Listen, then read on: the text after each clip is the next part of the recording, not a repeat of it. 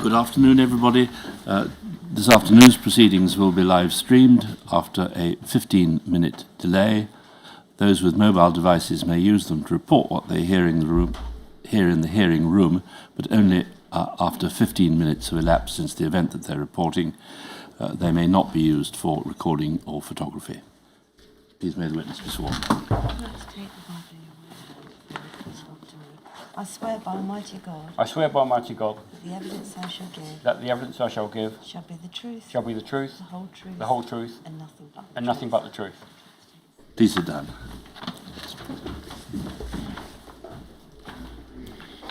Mr. Gilbertson, you've provided a witness statement to the inquiry dated the 14th of February 2024. It's MPS 0749294 at tab A1 of the bundle. We have that up on screen, please. Yes. 115 pages, and it's signed by you on the last page. Is that your statement? Yes, it is. Can you confirm that the contents of your witness statement are true and correct to the best of your knowledge and belief? Yes. You were a detective sergeant in the SDS from the 18th of March 2003 to around April or May in 2006. Is that right? Yes, I believe it was actually the April, but I can't remember the exact date. And then this was your final posting in the Met, and you retired on the 27th of July 2006. Is that right? That's correct, yes. Looking at your background, you joined the MPS in July 1976 and commenced uniform duties. I joined the Metropolitan Police in 76, yes. I think we said yes. I joined, yes, that's right. And whilst in G Division, you did some undercover vice work, but you had never done any undercover work using a cover identity. No, is that right? That's correct, yes. You were promoted to sergeant in 1981 and joined Special Branch in October 1991. Is that right? That's correct, yes. You were then posted to B Squad. Then in 93, 94, you joined the Area Liaison Unit, where you were tasked with gathering intelligence on extreme religious groups and cults. Is that right? That was actually an adjunct to Area Liaison. It was another function that I did. Thank you. And that was in anticipation of the millennium. You moved to E Squad to the Palestinian desk in 1996 or 1997? Yes. But you also continued to monitor extreme religious groups, is that right? In anticipation of the millennium, yes. Would you say that monitoring and obtaining intelligence on extreme religious groups became a significant part of your career in Special Branch? It certainly it influenced the direction of it, yes. And did that include Islamic extremism? Ultimately, but not when I first started doing it. That was Christian extremist groups. But there were similarities, and as the issues concerning the millennium ebbed, the other issues concerning perhaps extreme groups, in particular Islam, did arise. And without referring to any specifics, did that work include intelligence about suicide bombings? Yes. Did you become quite passionate about dealing with Islamic extremism while you were in E Squad, given the intensity of the role? Yes, yeah, I did. I did. That was no disrespect to Islam, but it was an issue that was causing problems both in the UK and internationally. And the same in relation to Palestinian issues. When you were working on the Palestinian desk, did you also become quite passionate about that issue while you were working in E Squad? From a professional capacity? From a professional capacity, yes, in as much as it was an important issue that needed to be constantly reviewed. That's not to put any way the Palestinian cause down or take it, put other causes forwards, but it was an important issue that, as we can see today, still is influential. Moving to your time in the SDS, when you joined DCI, Dell was the DCI, and he recruited you. Is that right? Yes, I suppose he did, yes. I do not need to know from where, but is it right that you knew DCI Dell from a previous posting in Special Branch? Yes. Did you know him well? I knew him professionally well. I didn't know him. We weren't personal friends or anything like that. And would you say, in terms of his managerial approach, he was approachable if you required advice or wanted to discuss an issue with him? In my experience of him, yes. Was it the same with the UCOs if they wanted to discuss an issue with him? In my experience, yes. And when you joined, HN53 was the DI, if you want to look at your cipher list to remind you.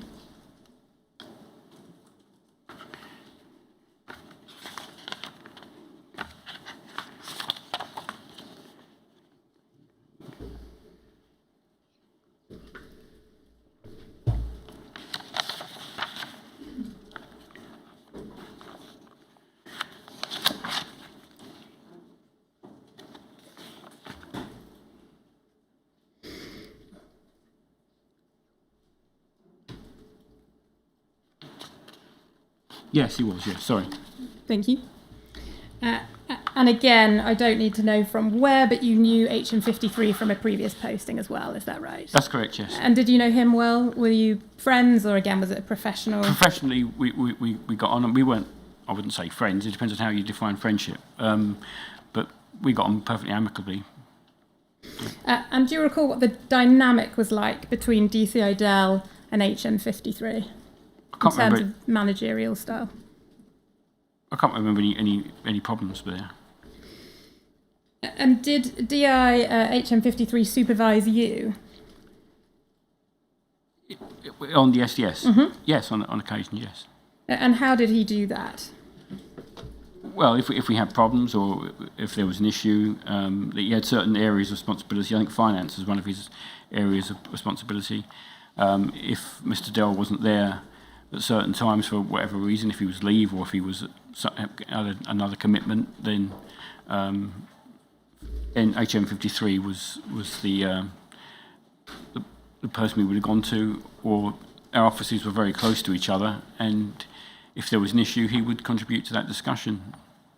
And in terms of his supervision of you, did he make his expectations clear to you of what your role was as a detective sergeant? HM53? Mm-hmm. Yes, yeah. Following DCI Dell, DCI McKinney took over managing the unit, yeah. And HN72, if you need to look that up, took over as DI. Is that right?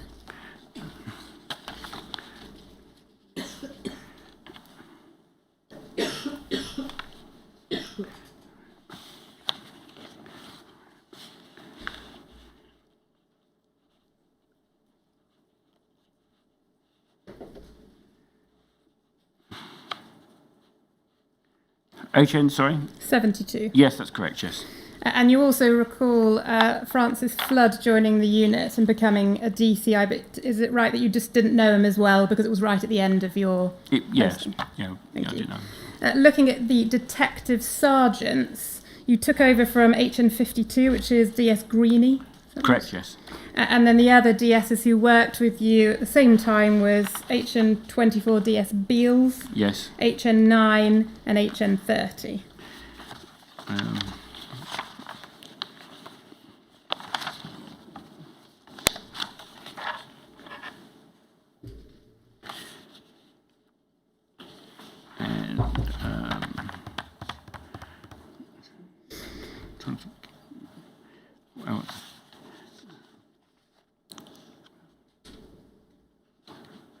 Trying to think of the other one's first name. Don't worry. Hang on, sorry.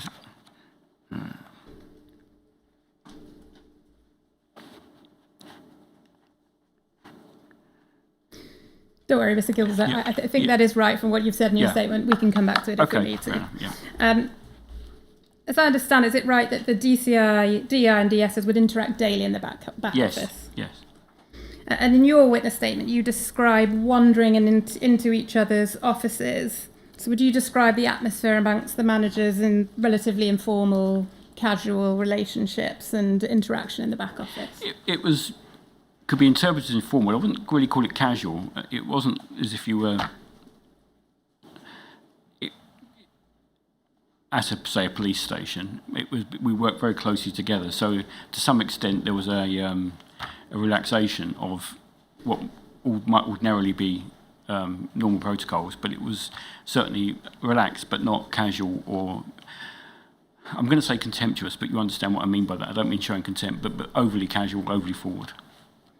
And looking at your relationship with the UCOs that you managed, how would you characterise that relationship? Managing people under those circumstances is different to managing people in other more usual environments. It was what could be interpreted as being casual, but in many ways it wasn't. There were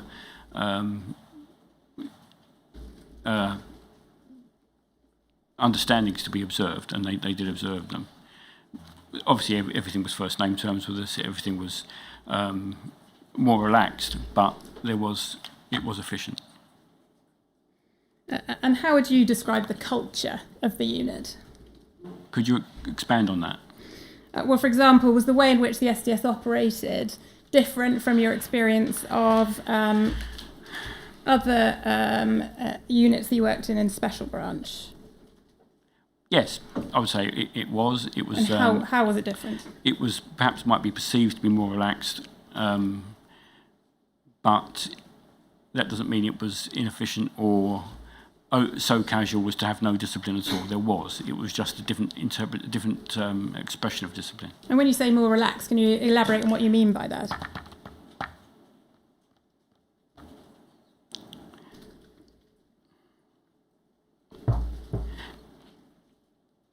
It was very much a first name term environment. People,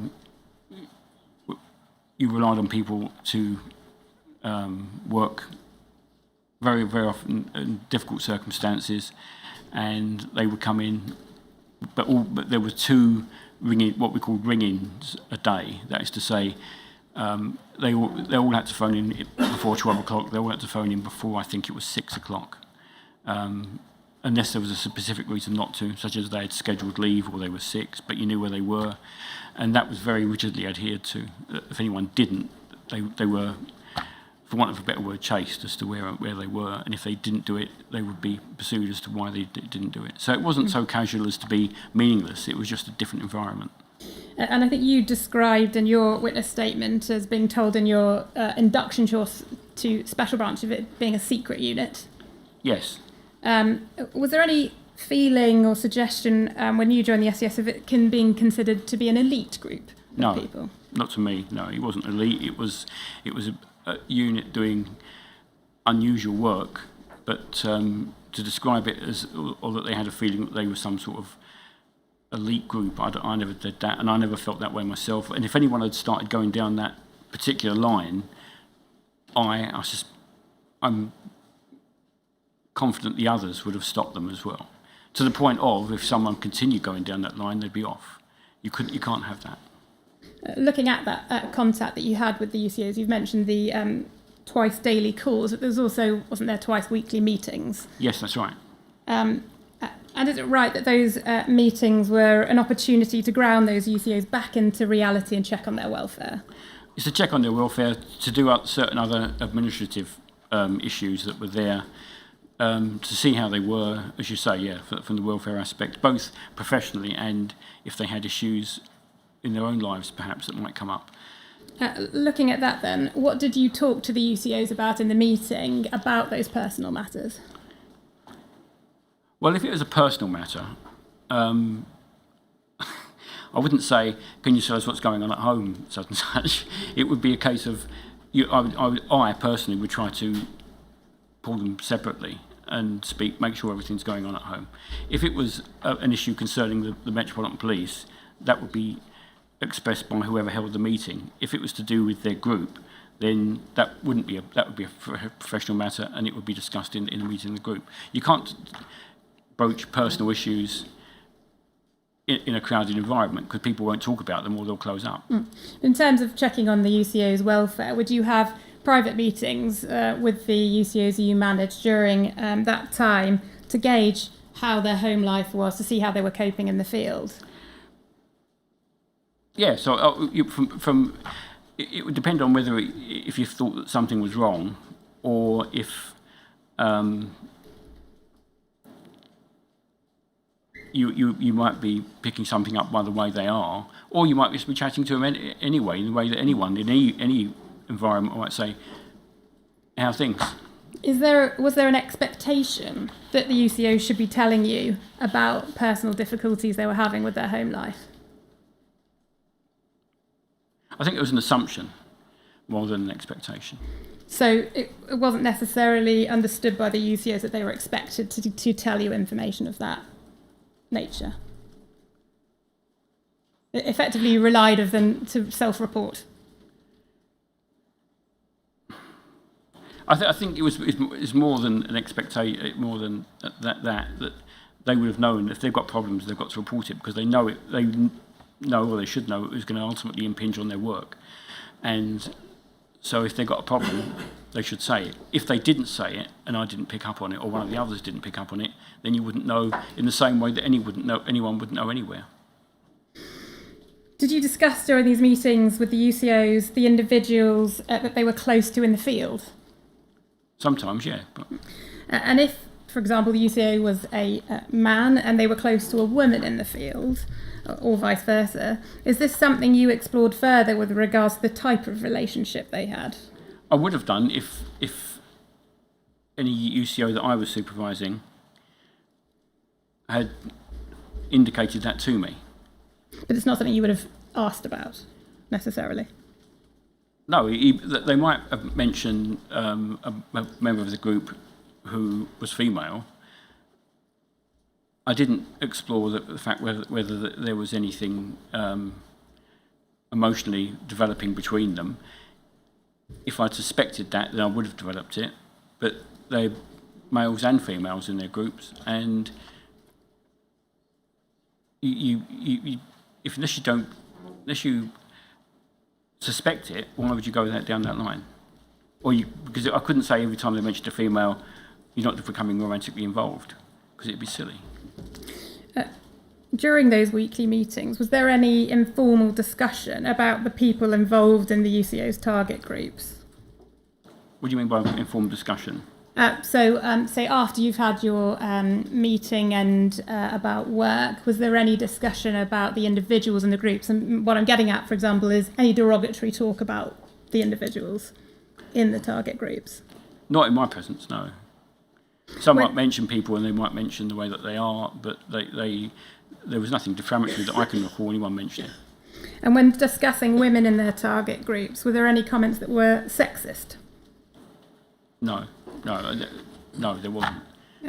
It was a predominantly white male unit, wasn't it? Predominantly, but not exclusively so, yes. At the twice weekly meetings, was there much banter and jokes amongst the managers and the UCOs? Well, as I said, it could be a more casual environment, say, than on division or elsewhere. But there wasn't. But banter, that makes it seem as if it was all a bit of a boys' club, and it certainly wasn't. Do you recall any sexist banter or jokes or attitudes being voiced? No. You say in your statement at paragraph 39 that you don't recall receiving any training on sex discrimination and or gender equality during your time in the MPS. Is that right? Paragraph 39? Yeah. I can get it up on screen if you need it. It's all right, I've got it. That's right, I don't. No. Yeah. And you say, if you look at that unfortunately these issues were not as well recognised at the time. Is that correct? Yes. What do you mean by that?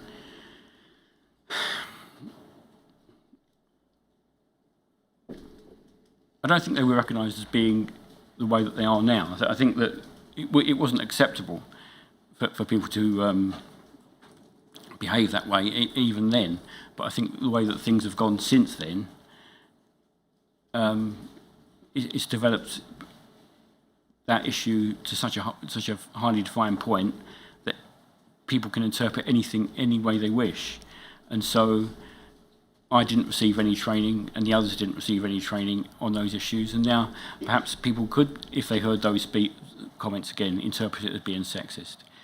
Doesn't mean it was, and it certainly doesn't mean it was at the time. And I would say that and I'm sure the others, if it had been overtly and nastily in that direction, they would have stopped it and terminated it. How developed do you think your understanding was of sexism at the time? Not as developed as it is now, but I don't think that was. I think that's the case for everybody. It's 20 years. Is in fact over 20 years. Do you think that because sex discrimination and gender equality was not as well recognised at the time you were in the SDS, officers and managers may not have recognised that the banter or attitudes that they had were in fact sexist? Are we judging it by the time it was 2004 or not 2000? I think that is exactly the question, which is back then, because... Well, you're taking those comments by today's values. Yes, exactly. The point about that you didn't think they were as well recognised at the time meant that you might not have realised that comments were being made by UCOs and managers were in fact sexist. By the values of the time, I don't think so. Today, as I can't remember any specific values, I can only say I don't know. If you could play, let's say, a tape back and say, oh, well, they said this, which is impossible because they weren't. But if you could, then possibly. But if you're judging people by a changing scale, then okay, you can say what you want. In terms of your training, at paragraph 37 of your witness statement, you say that you didn't really have any formal or informal training when you joined the SDS. No. And in terms of your induction, it was a few weeks handover in which you had discussions with DS Greaney, spoke with the office staff, read some previous intelligence reports, and there may have been a training manual. Yes, yes. During your conversations with DS Greaney, did he discuss with you the risks that the UCOs may have faced in the field that a detective sergeant should be looking out for? I can't remember. Honestly, can't Do you recall if he included the risks of UCOs having sexual relationships? And any advice he gave you in relation to that? I can't remember that he did, but I knew, and everyone knew, that that was strictly forbidden. Do you recall when he handed over to you whether he mentioned any previous instances of UCOs having sexual relationships undercover? I don't remember that. Without giving any specifics, did HN50 Greaney, DS Greaney, advise you about the risks of compromise for the UCO? In what context? In discovering that they were, people in the target group discovering that they were undercover officers and that being a risk? Well, that was a constant risk that we were always conscious of anyway. Everyone was conscious of the risk of compromise that could come from any quarter. And did he talk to you, do you recall, about any instance of activists trying to find a UCO after their deployment had ended? He may have done, but I can't remember any specific conversation. Do you recall any specific instance of him telling you about an activist getting hold of the SDS office number, for example? No.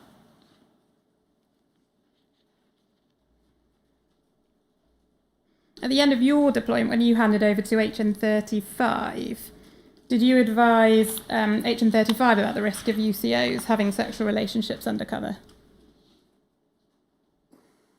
I can't remember. Now, looking at your... I don't remember that, but I remember other issues concerning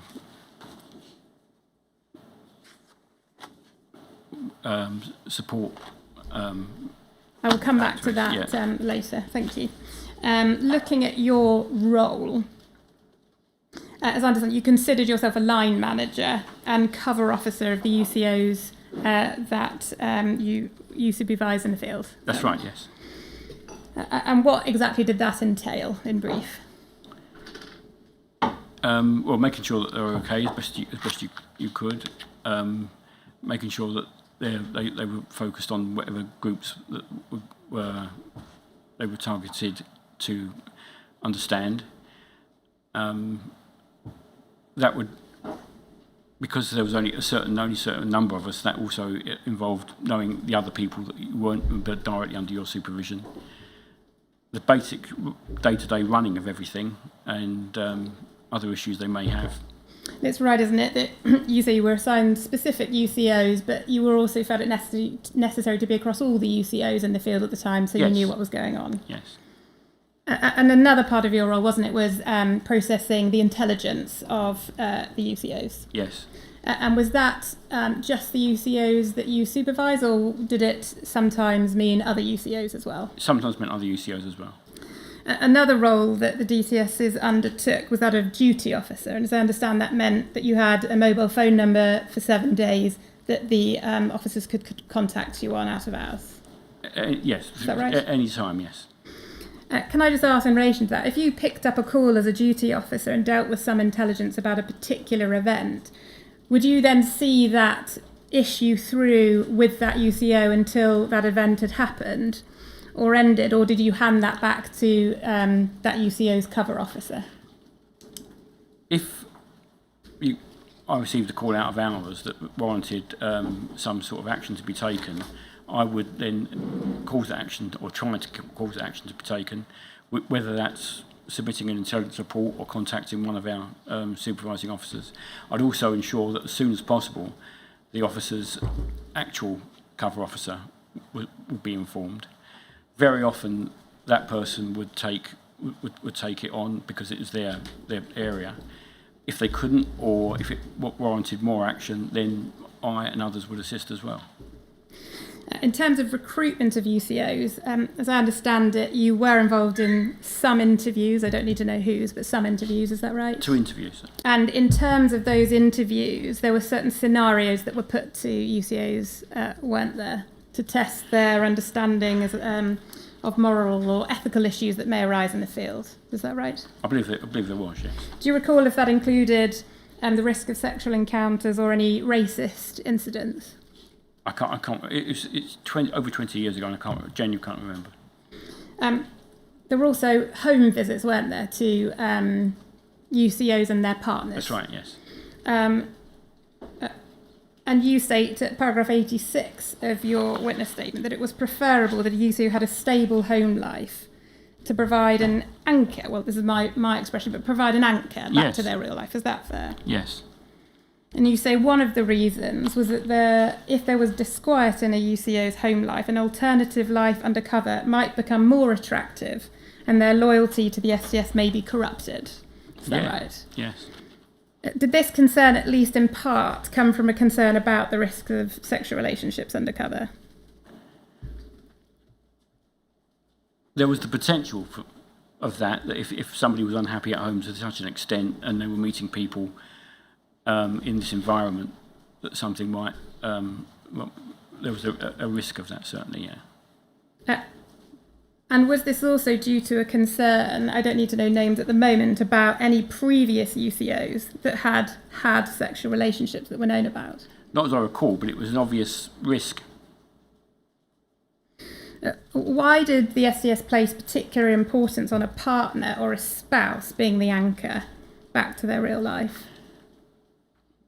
Well, what other anchor could they have? It's got to be something that you're going to want to go home to.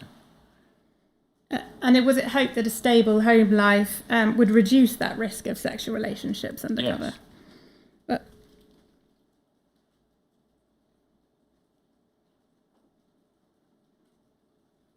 You say at paragraph 87 of your witness statement that you would prefer an individual who had a stable relationship and domestic life so that they had a support system to help them. Was the responsibility for supporting the welfare of a UCO being placed on the family, and particularly the spouse of the UCO? No, it was, but they were part of it. They would have been part of it, and in ways that neither I nor any other cover officer could do. Their wife, generally it would be a wife, or potentially it could be a husband. Then they're going to be the main strut in their life, the main support in their life. Was any consideration given to the possibility that marriages, in fact, may not have been an anchor? You know, affairs are possible. What, affairs in the field? In general, as a general concept of a marriage. Well, I don't think it was any particular consideration from it, but obviously we knew that in the same way that everyone in this room knows that people have relationships. Sometimes they're married, sometimes they have affairs, which happens everywhere. So it would be silly to think STF officers are the only ones that have affairs. SD officers, I dare say some of them did, but so do lots of people in other occupations and professions. You can't, and which they keep covertly secret as well. How far can you go with that? Was any consideration given by the managers to the risk that UCO would seek some sort of anchor and stability in their cover lives, given their long-term nature?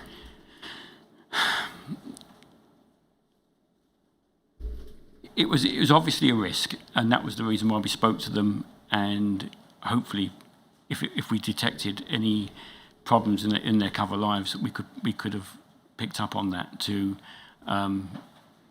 stop it, which would have included potentially bringing them out. But if you don't pick up on it for whatever reason, then you don't pick up on it. Was part of the purpose of the home visit to assess the stability of the UCO's married life and then report that back to the DCI and DI? I only ever did one home visit. I don't need to know who it was. And it would be reported back. And if it wasn't the case in this situation, but hypothetically, let's suppose someone did a home visit and it was absolutely disastrous, then that would be an issue. And you think, well, you can't be having that. You can't be having people going out and their situation domestically is atrocious, because they're going to have too much pressure on them. And from your recollection, during these visits, were UCOs and their partners warned about the risk of sexual relationships in the field? It was made clear to them they couldn't do it. So during the home visits, were the partners told that it was prohibited? As I said, I only did one home visit. I can't remember if that was discussed or not, but it was made clear to the UCOs that they must not do that. They must not engage in sexual activity with people in their groups. Moving on to the tradecraft manual, I think at paragraph 105 of your witness statement, you recall this being shown to you during your induction, but I think what you say is that you didn't read it. Is that right? That's right. Is there any particular reason why you didn't read it? It may have been that I intended to, but I had other things to do. Were you told what the contents were? I can't remember. Do you have any recollection of being told that guidance contained guidance about UCOs having sexual liaisons in the field? I can't remember being told that, and as I didn't read it, I never picked up on it. I can get it up if you need to, but I'll try without. You say in your Operation Hearn witness statement, which is in 2013, that new UCOs were instructed to read the tradecraft manual. Do you recall saying that in your witness statement? If it's in that, then I accept it. Yeah. Why was that? Why were they instructed to read it? Well, because it would be another aspect of their training, of their induction. I think you describe it as again in your Operation Hearn witness statement, as offered guidance on how to maintain and build their legends and undercover operations. If we could get it up, please, the Tradecraft Manual 0527597, tab B8, pages 27.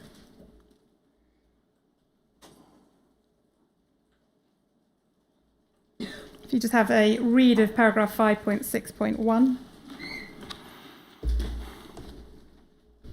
It's not on my screen yet. Just give it a moment. So you just have a read of 5.6.1.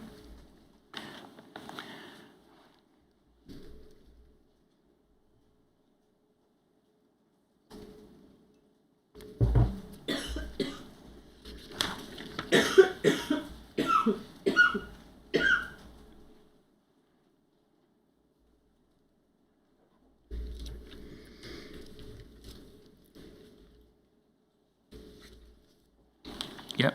And then 5.6.3. You see here, while you may try to avoid any sexual encounter, there may come a time when your lack of interest may become suspicious.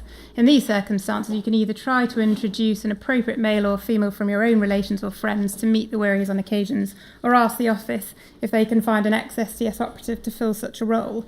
Both options are fraught with difficulty, and you must make your own mind up about how to proceed. If you have no other option but to become involved with the weary, you should try to have a fleeting, disastrous relationships with individuals who are not important to your sources of information. One cannot be involved with a weary in relationship for any period of time without risking serious consequences. Do you have any recollection of reading that at the time? No. Just looking at the language used here, it's not prohibitive, is it? It's permissive. Yes. And it clearly contemplates sexual relationships in some circumstances. It anticipates the potential for it, yes. Yeah. Doesn't prohibit long-term relationships. And it doesn't, not the way that that's worded, no. And it doesn't prohibit any form of sexual activity with non-activists, does it? No, it doesn't, no. But I had nothing to do with that document.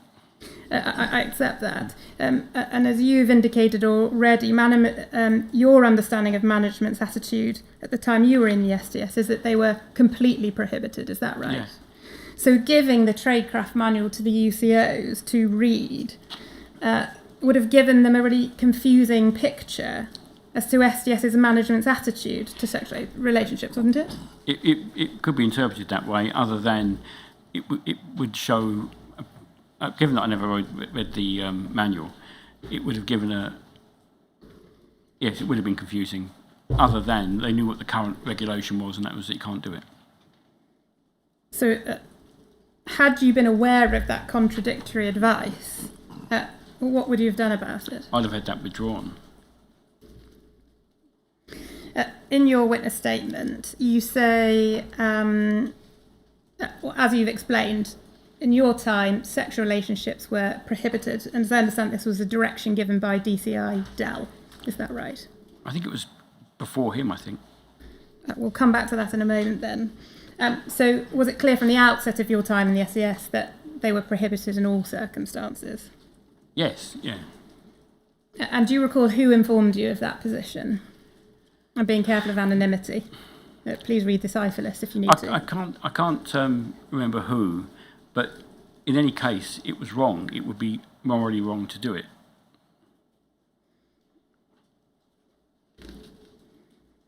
Was the risk of sexual advances in the field and sexual relationships something that was openly discussed amongst managers? It was acknowledged, and there was a system, a mechanism in place that we hoped could mitigate that. You say that you think that before DCI Dell gave a direction it was prohibited, that was already in place. I believe that was the case. I mean, perhaps it's me assuming that was the case because it was such a profound thing for someone to do that I was assuming it was already would have been the position. And you talk about DCI Dell giving this direction to the UCOs in the field in your time. Do you recall that? I believe I do, yes. Yeah. Did he give it in the twice weekly meetings? He didn't say it every week or twice a week, but it was perfectly clear that what the situation was. No one, I don't think, could honestly say that they were unaware that such activity wouldn't be tolerated and was wrong. Did he say it at the outset of each UCO's deployment as well? I'm sure he did. I'm sure he'd made it clear to them, and the ones that I had, I certainly made clear to them that they couldn't do anything like that because it was a risk. In the same way that any other dubious activity would be a risk and it wouldn't be tolerated. Just looking at the previous time, if you need to, the DCI prior to Dell was HN58, so if you need to look that up, please do. And he says in his witness statement, again, I don't think we need to bring it up, but please tell me if you need to see it. In his witness statement at paragraph 87.1, he said he may not have given any UCOs in the SDS during his tenure an express direction. Sorry, what is it, HN? 58. Sorry? 58. 58. Yeah. I can't see who that is. But, in any event, I think the point being is the predecessor to DCI Dell suggests that he didn't give an express direction that sexual relationships were prohibited. Was there any suggestion to you that this was a change in policy? No. I'd have assumed it was bit policy. Do you know why DCI Dale considered it important to give an express direction to the UCOs? It was obviously a potential area that could occur, and he would have made it. I suspect he would have wanted to make it clear that people couldn't do it for a number of reasons, not least then it's the wrong thing to do. Do you know if that decision to give that direction was based on his knowledge of any previous? I don't know. UCOs.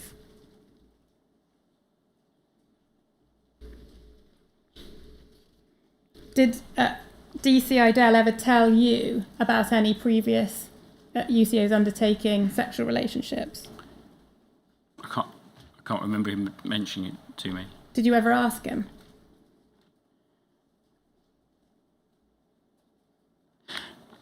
I don't think I did, because it as I said, it was such a profoundly wrong thing to do. It'd be like asking them, has anyone ever committed murder? Well, no. So why would they be doing that? Knowledge of previous instances of sexual relationships, would that not have assisted you in understanding the reasons why an officer may enter a relationship in the field, and therefore assist you in mitigating any risk for the UCOs in your time? Possibly, but... So why weren't you professionally curious about that? Because it was such a seriously wrong thing to do that I was curious about it and I was on guard for it, but it was just something, having been told that they were aware of that and understood it, and they did understand it, that you didn't progress it from there. Did HN53 ever tell you about former UCOs having sexual relationships undercover? He's the DI. HN53 was... The DI, if that assists you. Yes, sorry. I've got him, yeah. Sorry, what was the question again? Did he ever tell you about any previous UCOs having relationships undercover? I don't remember him having done so, possibly, but I don't remember. You recall in your witness statement at paragraph 28 that a significant amount of HN53's time was occupied by Peter Francis's civil litigation against the Met. Do you recall that? Yes. And in brief, do you recall the nature of HN53's work in relation to this litigation? It was to support the Commissioner's solicitor to deal with that action. And is it right that at one stage you were considered to as his deputy for the litigation? Very early on, but other things happened and it never happened. Did you have any role then in actually executing that duty as deputy? Because I think you say that you read some of the papers, is that right? I looked at some of the papers, but it was not, looked at a few of the papers very early on, and so no, I had no role in it. And you say that the matter was so complex you couldn't do it alongside your other duties. No. Can you explain what you meant by so complex? Well, there was a huge amount of documentation, and I had my other duties and the SDS duty officer duties and other issues that I couldn't possibly do all three of it. 3 areas. So the complexity was more about what you were doing rather than complexity of the litigation, is that what you're saying? I don't know how. I knew it was complex, the litigation against the Commissioner. I don't know how complex, Okay. but I had other issues that took my time up, and I couldn't have anything more to do with that. And when you say you read some of the paperwork, do you recall reading Peter Francis's witness statement? No.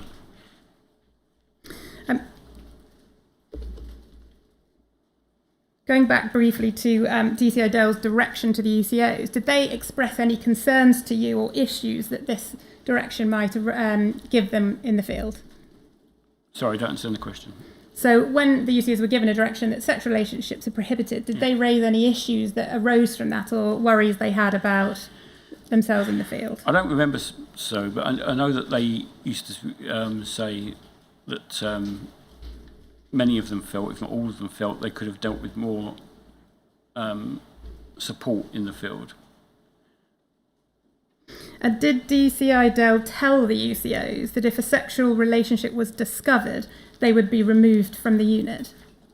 Was that part of the direction? I can't remember where the USOs were specifically, but that would have been the result. Even if he didn't specifically say that, would it have been obvious to the UCOs that if that was discovered, that the consequences would be significant? Absolutely, yeah. And as you've sort of indicated already, your personal view was that it was morally unacceptable. And I think in your witness statement at paragraph 109, you comment that they should have innately known that it was wrong, the UCOs should have done. Well, it is innately wrong, and I don't think it's so unreasonable to assume that people that are in their 20s and 30s and police officers know the difference between right and wrong. So yes, they should have known. And in addition to DCI Dale's direction, you give your own direction as well, didn't you, to the UCOs about this, saying it's prohibited? Yes. And did you repeat that throughout their deployments? Not every week or every on a fixed basis. It's Monday. You mustn't. Periodically. Yeah, periodically, and it was. For anyone to say I didn't know, I don't believe that too. And why did you think that was necessary?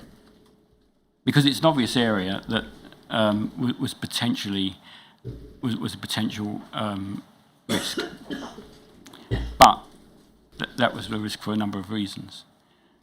Was it written down anywhere? What, that I said that? No, the direction that sexual relationships were prohibited. I can't remember. It may have been, but I can't remember.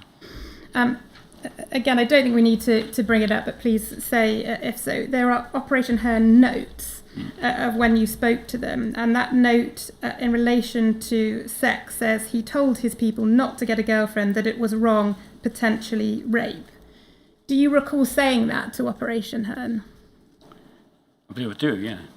You did? At the time, although I understand there's been a ruling on it since, I don't think we need to go into I simply want to understand your understanding that you did say that. I believe I did say So in that. terms of your assessment of sexual relationships in the Freedom, you considered them extremely serious and potentially a criminal offence. Is that your take on them at the time? Yeah, really, yeah.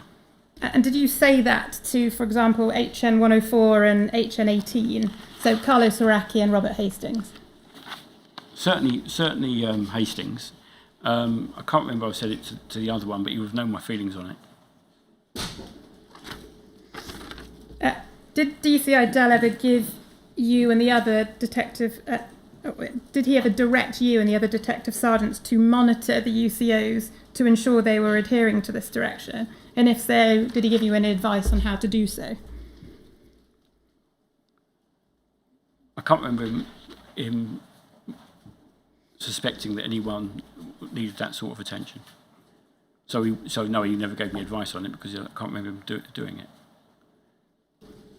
If we could have up on screen paragraph 210 of Mr. Gilbertson's witness statement. It starts on page 77.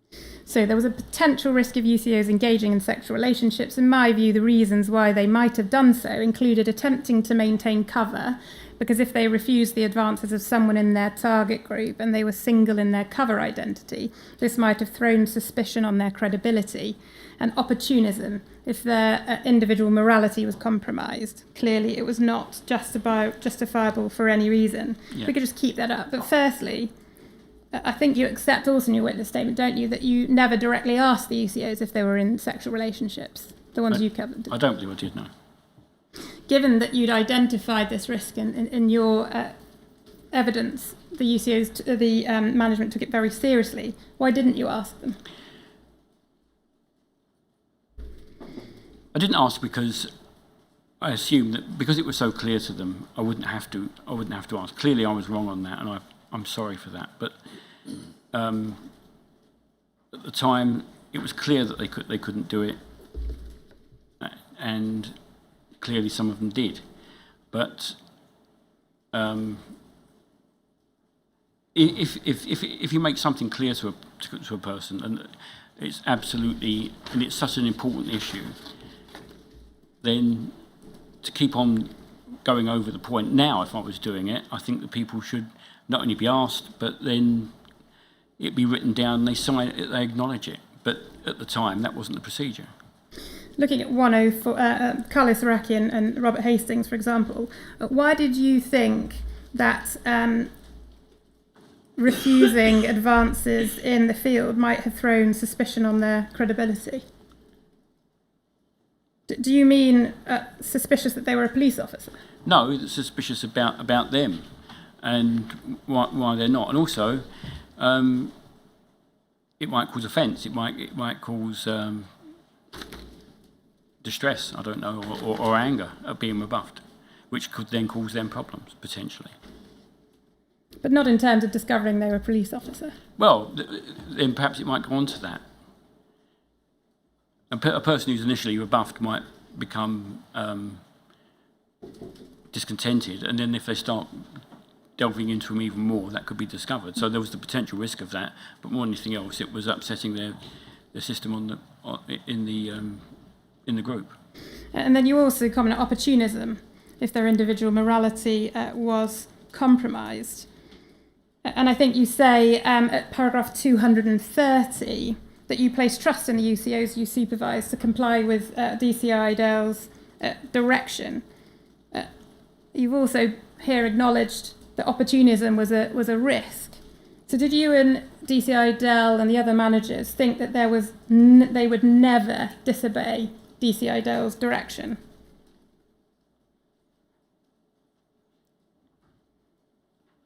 I think certainly I thought it was such a highly significant thing to do and so wrong that they wouldn't do it in the way that they wouldn't do other things that are highly significant and wrong. In hindsight, do you think that's perhaps a naive approach? Yes, absolutely, yeah. What about how HN18 suggested that in fact the position of management was see no evil, hear no evil? That was the approach of management in relation to sexual relationships? No, that wasn't the case at all. That was not the case. You wrote a policy, didn't you, on support role players? It was an initial thing to start a policy on it, yes. If we could have that, please, MPS 0749292, tab B73.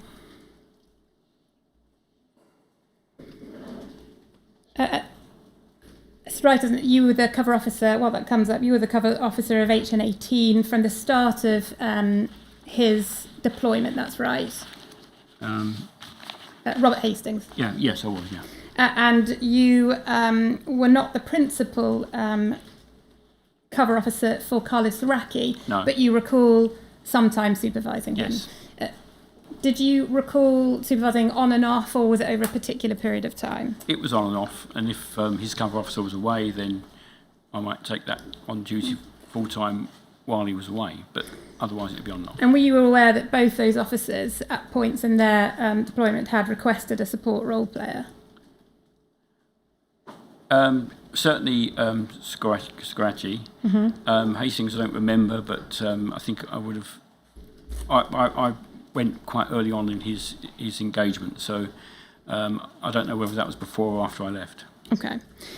This is the, is it right, this is the policy that you wrote? Yeah. Dated the 27th of October 2003. Do you recall if DCI Dell instructed you to write this, or did you do it of your own accord? I can't remember. It might have been something we were discussing, and he said, "You do a note," or I might have just done it. I can't remember.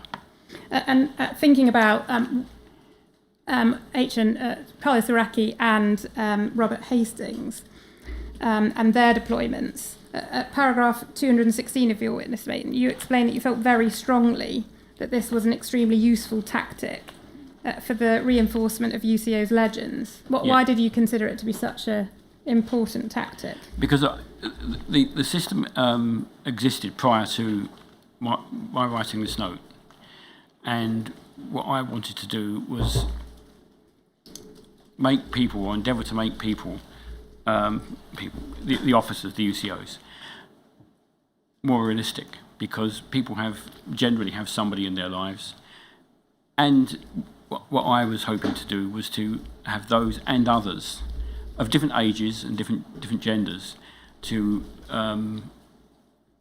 encounter the UCO when he was with his associates, and just to be more real. And did you also accept that this would assist in mitigating the risk of sexual relationships undercover? I think it would have, if you had someone that was going to go and do that, it might have helped that. So why isn't that written in this policy?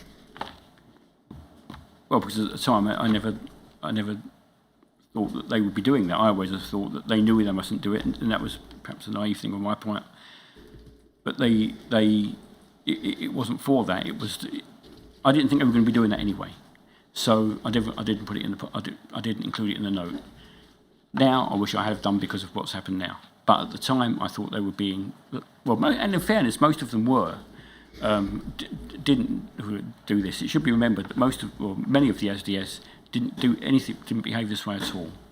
And for those who did, okay, they did, and that's for them to answer. But I didn't think that they were doing it. It was just to give them some support. And you recall that Carlos Araki did ask for a support role player. Yes. Was that because of sexual advances he was experiencing in the field? Not as I recall. I think it was just to help him in his function in the field. And so his requesting that, did that not create any suspicion in your mind in terms of him engaging in sexual relationships? No, it was just something that he needed, not to thwart or frustrate any approaches he might have been receiving, because if it was, he should have mentioned it, but to me or to his cover officer. But I got the impression, because I do remember that vaguely, that conversation I had with him, and it was just another support in his legend.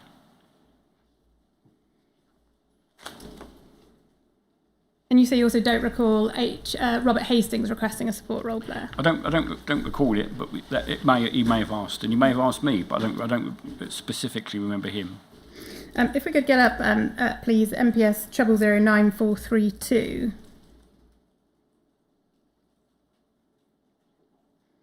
Let's nod in his section of the bundle. Thank you. This is a note titled Operational Legends, written by D.S. Tiddy. I think it was a detective sergeant before your time. Yeah. Do you want me to read it? Pardon? Do you want me to read it? You were asked about this in your witness statement. Do you recall seeing this at the time you were in the SDS? No, I don't recall seeing it at the time. When you were writing your policy on support role players, did you discuss that with DCI Dell or HN53? What, this note? Your policy.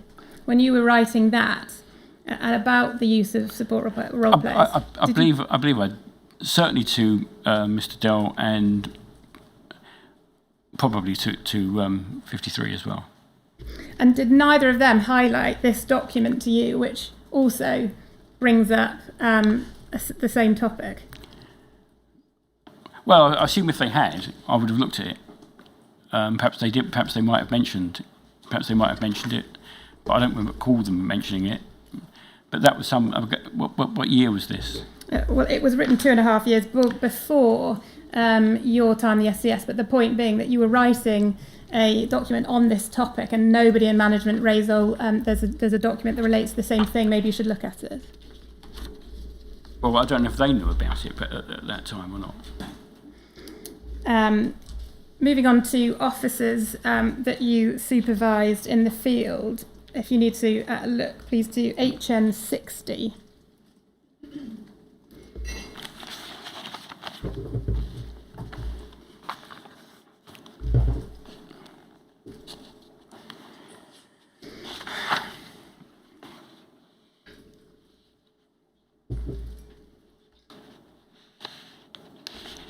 Yes. Did you know him well? I knew him, I remember him before he went on the SDS, but I never worked with him. But from your time on the SDS, did you know him well? I knew him reasonably well. We weren't friends, if that's where it's going. Do you recall if he attended a horticultural course whilst he was undercover? I don't recall, but that does ring a bell. Do you recall him ever mentioning meeting a woman who was not an activist on this course? No, not at all. And were you aware at the time you were on the SDS if HN60 had had a sexual relationship undercover? No, that's the first I've ever heard of it today. Looking at Carlo Siraki, you say in your witness statement that you were not aware of any of Carlo Siraki's relationships with Lindsay, Donna McLean, or his current partner. Is that right? I wasn't aware of any of those, no. Again, did you have did you know Carlo Siraki well? I knew him well from him being a DC. I remember him before he went on to the SDS when he was at Scotland Yard when I was there, and obviously I remember him in the unit, but I know it all depends what you know well. I knew him, but we weren't in any way friends. He was one of the DCs. I got on well with him. I think he got on well with me, but we weren't friends. Did you discuss his home life with him at any point? Or any marital difficulties he was having? Not at the with time? me, no. I remember once going to his home because he was contemplating studying for promotion, and there's a book that I don't know what they read now, but there was a book, an instruction manual, a very thick instruction manual, which contained which a lot of the syllabus had to be gleaned from, and I remember taking it to his home address, and I think his wife was there, and I think he had a child, and it just seemed normal. It seemed normal, did you say? It just seemed normal when I was in there. Yeah, but do you remember what time frame that was? No, it would have been probably within the first year of my service. And you recall, didn't you, that he, prior to you joining the SDS, he was living with another undercover officer, HN77. I wasn't aware of that at all until I was told when I went to make my statement, or I don't know whether Hearn told me. It might have been the Hearn people told me, but I wasn't aware when I was there that had been the arrangement. And when you were on the SDS, were you aware of what Carlos Siraki's living arrangements were at the time? No, he had an address, but I didn't know that he was sharing a flat with another So you didn't know officer. he was living with anyone, didn't know he was living with a woman? Well, he certainly shouldn't have been living with one of his own people, and I wasn't aware that he was living with one of the other officers, which I understand was the case for a time. But that, I think, was before I was on the unit as well. But looking at the time you were on the unit, you say, at points you did supervise him. So wasn't it something that you should have been aware of, was where he was living, who he was living with? I was aware where he was living. I know that he had a flat, but I wasn't aware that he had anyone living with him. Did you ever ask him? And if not, why not? I didn't ask him because it's a bit like a similar argument to not about the sex. Obviously, unless it was authorised, and I thought if it had been authorised, then I would have been told and people would know. But I would have thought it would have made his position pretty impossible to do. So I think he's living with Donna McLean, his partner at the time, before you joined the SDS, and then lived with her until approximately May 2004. Yeah. A UCO's DAF accommodation is an essential part of their cover identity, isn't it? Yes. So even if you weren't his principal supervisor, you supervised him at times, shouldn't you have known exactly where he was for any security risks, who he was living with, security risks? I knew where his address was, or I would have known where his address was, but it's very difficult to know if in this case, if he moved somebody in with him, because you can't keep turning up at a UC's address because it could compromise them. Was there ever any direction from senior management not to ask about his living arrangements? No.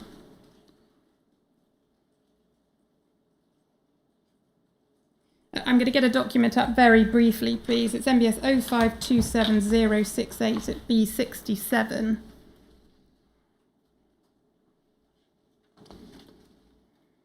Go to the next page, please. This is what we understand to be a rent book in relation to Carlo Sorachi's living arrangements. You see there next to tenant is Carlo Neri, his undercover name. Yeah.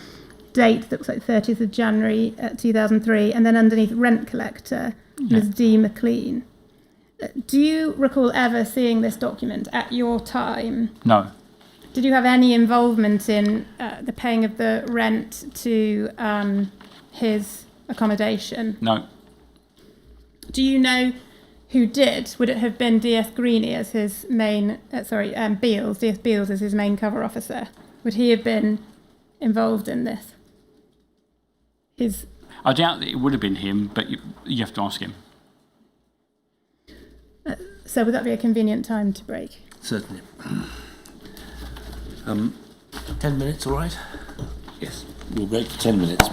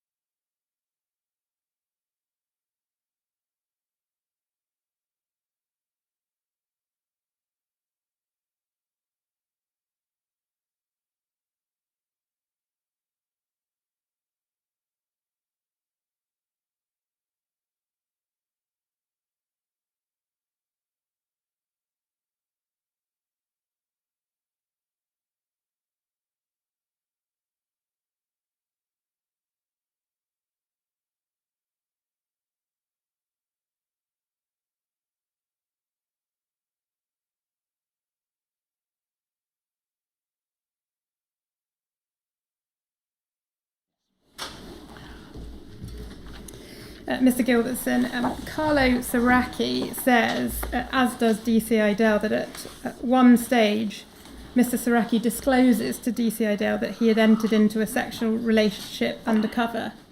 And Mr. Saraki recalls this being at the end of 2003.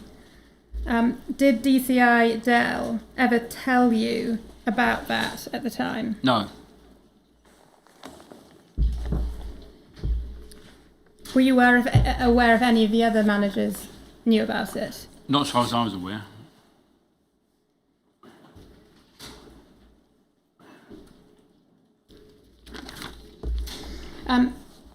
Do you recall having a leaving party at the end of your time? It was, quite a small function, yeah.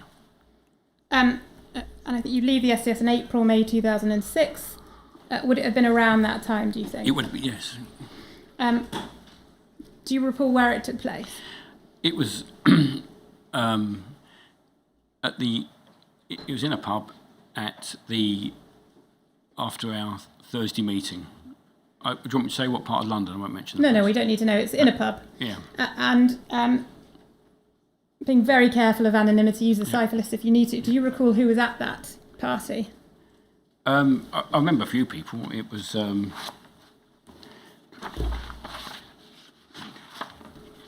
sorry.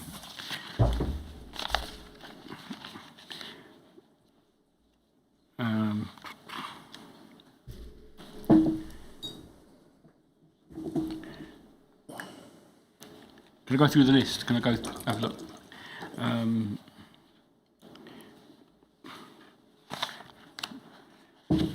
Okay. If you need to just write their nominals down, please do.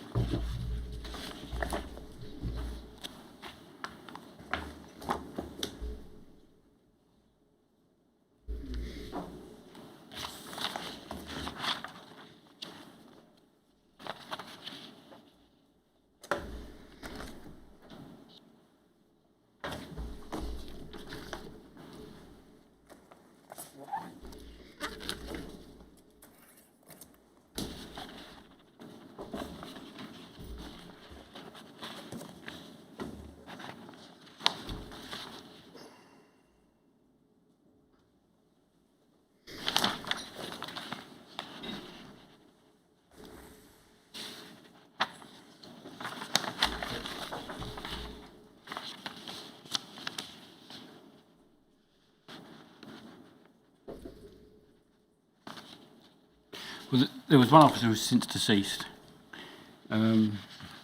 Please just write them down.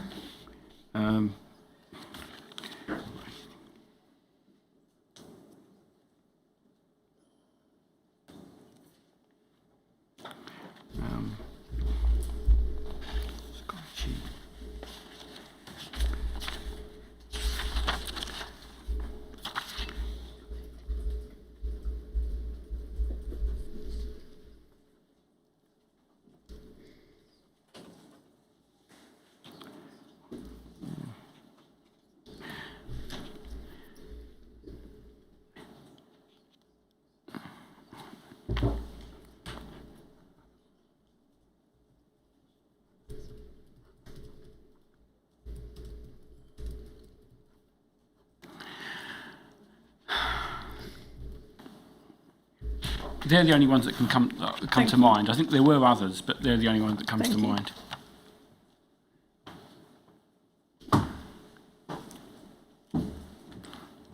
Cool.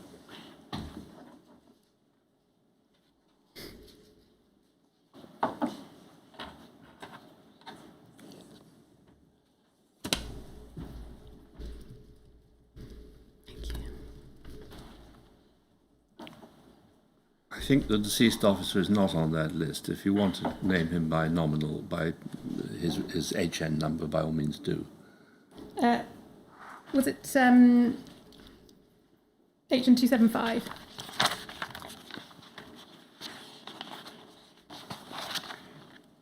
$275. Is that right? No, it isn't. Then we'll come back to it.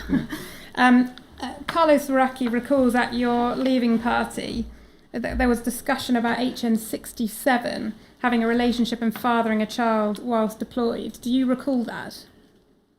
No, I don't. It wasn't a huge function, but there was a few people there, and there were different groups. And if that conversation took place, I wasn't present when it was when it was said. Could we please have up HN18 witness statements, UCPI 35557?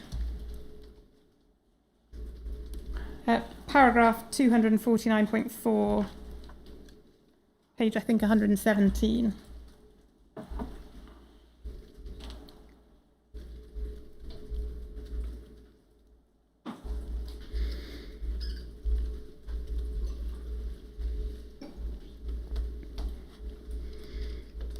You can see there, paragraph 249.4. Yeah. DS Ron Gilbertson was my first cover officer until he retired. I believe he was my cover officer for approximately 12 months. So Robert Hastings started, I think, from August 2004. And he says here that until you retired. Yeah. Does that accord with your recollection? Yeah. So if he started in August 2004, you left in April 2006. Yeah. Does that sound about right? That would be about right. Thank Yeah. you. Again, do you recall having a good relationship with Robert Hastings? I don't remember it being a bad relationship or a difficult relationship. I don't know what he really means by he was sometimes difficult to engage with. That would be my next question. Do you think that's an accurate reflection of yourself? Of myself? Possibly. Do you think you were difficult in conversation, difficult to engage with? I like to think not. Perhaps I am. But I was never rude to him or particularly in any way difficult with him. But I don't really understand what's that meant. He was a DC and I was a DS, and I was supervising him. I wasn't his friend. I was his DS. I wasn't on bad terms with him, but he wasn't a friend. That can come down. Thank you.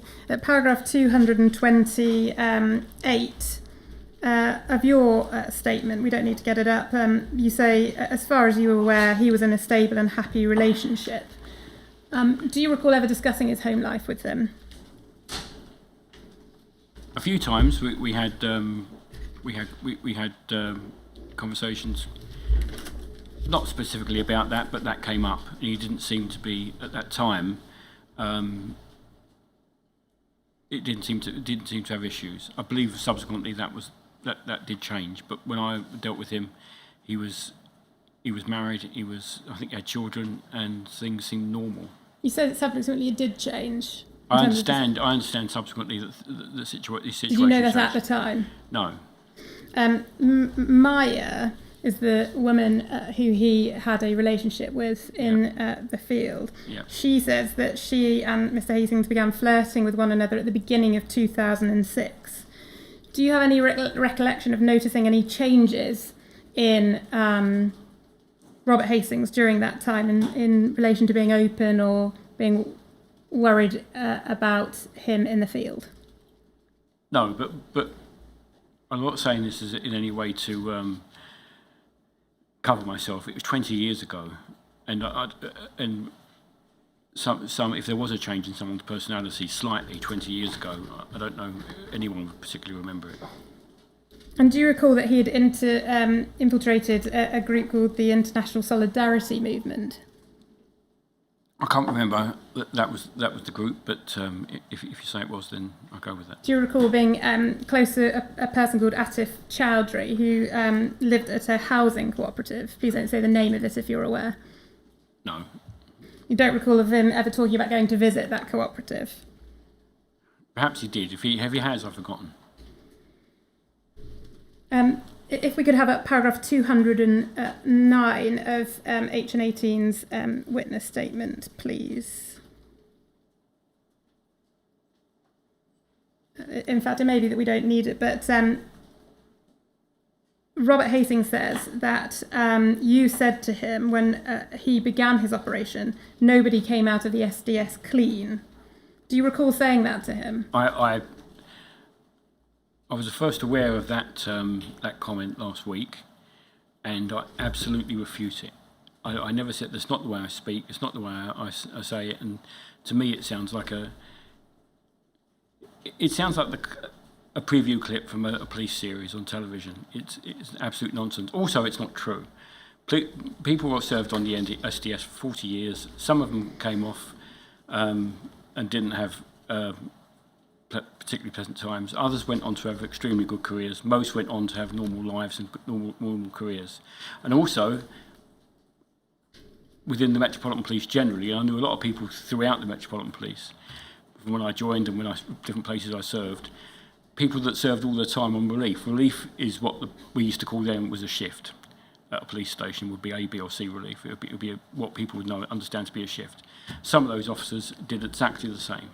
I knew one person in traffic patrol, and I only cite that because it's about as far away from special branch work as you can get, who also sadly ended up being mentally ill. I've dealt with a lot of mental illness in my career, well, quite a lot of mental illness in my career, and I can tell you it comes from all backgrounds, all races, genders, and it isn't exclusively to one area or one particular group of people. So, and I would not have said that. Also, I don't really understand what he means by it.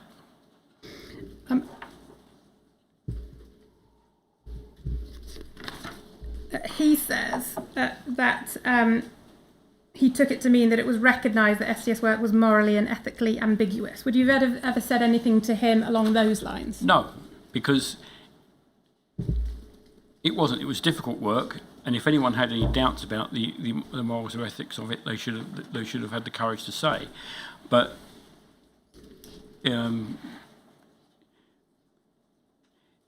if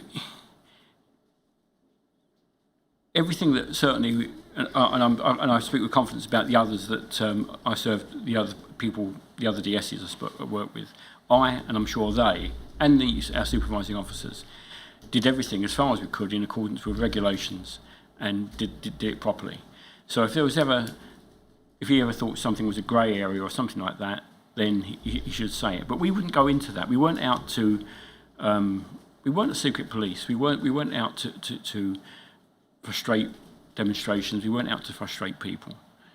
Given the misconduct of the UCOs during your tenure of the SDS, which has since been exposed, such as Carlos Recchi and Robert Hastings having sexual relationships, do you accept that there were failings in the management team? There's nothing else to say, but there were, yeah.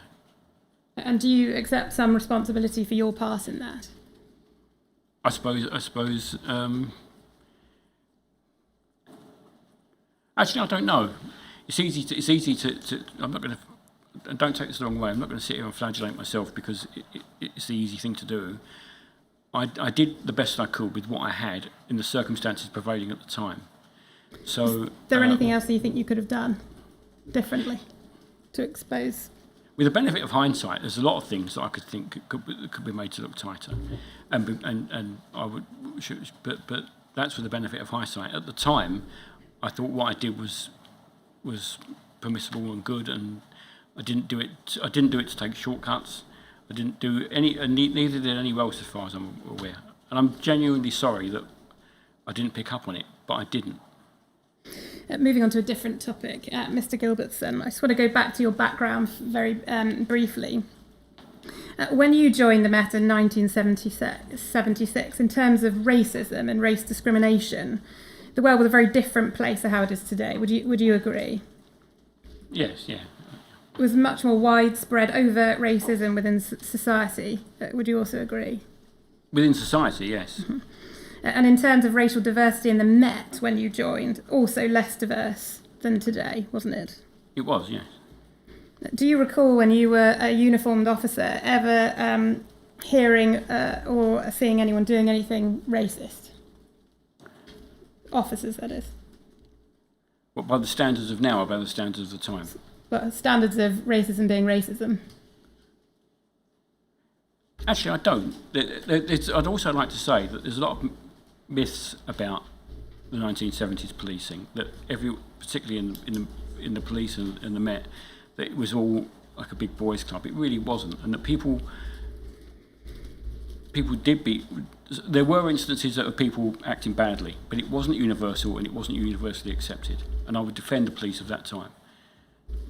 Did you have the same experience in terms of racism when you joined Special Branch in 1991? No. Did you ever witness or hear any racist comments or actions while you're in Special Branch? No.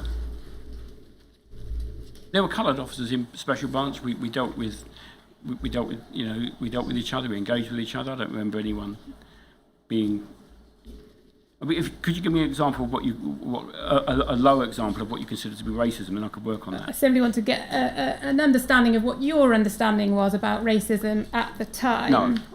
I never heard anyone referred to defamatory in a way, or any women referred to that way. Do you ever aware while you're in Special Branch of anyone making a complaint about racism? Not that I was aware. Perhaps someone did, but I didn't. I wasn't aware of it. And when you were on E Squad, do you ever recall it being referred to the black and brown desk? No. Because it wasn't. It wasn't a black and brown desk, if you're going to put it in those terms. We monitored other countries too, which were white, so it would have been a stupid comment. Do you recall when you worked on the E Squad of any Islamophobia from officers? No. Any racial stereotyping? Could you expand on what you mean by that? What do you understand to mean by that? That people are being treated in a negative way simply because they come from a particular part of the world. Did you have any experience of that? No. And again, when you reached the SDS in March 2003, did you ever recall hearing anything racist, seeing anything racist on your time there? No. How likely do you think you are to remember any racist comments? Well, if a comment went past me and I didn't notice it, then I wouldn't remember. If it was something that was significantly racially defamatory, then I would remember it, but I don't remember it. During your time in the SDS, did you ever hear any derogatory or racist comments about the Stephen Lawrence campaign, the Lawrence family, or Dwayne Brooks from current officers, or any reference to previous SDS officers? Any defamatory comments about them? Yeah, derogatory or racist comments about them. No. You recall that you undertaking racial awareness course when you're in Special Branch, is that right? I believe there was one, yes. But no refresher course when you were in the SDS? No. Do you think you were well equipped to spot racism whilst you're in the SDS? Once again, it depends on if you're applying the standards of today, then probably not. But at the time, I thought I was. And you think you had a good understanding, for example, of conscious and subconscious racism? No, because that's a term that really wasn't employed at that time. Direct and indirect discrimination? Once again, it was a time that was, as far as I was aware, wasn't a term that was used at that time. What about your understanding of Islamophobia at the time? I don't think actually it was an expression at the time, but it wasn't something that people did. It was an issue. There was an issue with extreme Islam. I'm not denying that, but people didn't go around being racially defamatory or religiously defamatory against Islam. It was an area of work that some of us had to engage with. Looking back briefly on your time in E Squad, I don't want to hear any specifics about individuals or groups at this stage, but it's right, isn't it, that when you were in E Squad, you undertook work relating to international matters and organisations relating to Jordan, Israel and the Middle East, is that yes. right? And you spent a considerable amount of time, as we've discussed, looking at religious extremism and the risk of suicide bombings. Yes or yes. no? Yes, absolutely yes. And looking at the strategic picture behind that, for example, you had 9/11 happen, didn't you, whilst you were on East Squad, Yes. about 18 months before Yes. you joined the SDS? You then had the Second Gulf War. I think that was probably just after you joined the SDS. Does that sound about right? The Second Gulf. Yes, I think it was, yes. And also going on was the Second Intifada, starting in about 2000, involving significant violence. Wasn't that between Palestine and Israel? Yeah. While you're in E Squad. So you really were in the hot seat, weren't you, when you were in E Squad in terms of these kind of issues? Yes. Could we bring up your witness statement, please, at paragraph 16, tab A1, 0749294. And you explain here that you undertook risk assessments for demonstrations by the Palestinian Solidarity Campaign and associated groups. Do you recall that? I remember that, yes.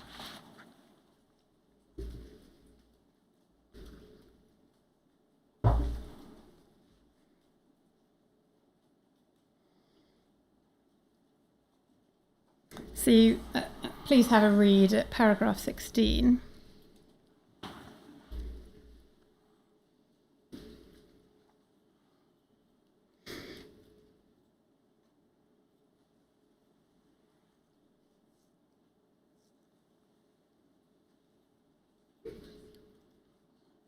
And I think it goes over to the next page. So when you're done with that, please say.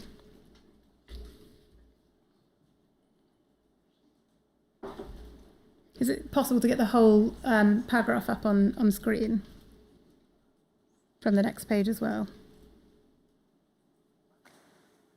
Don't worry if not.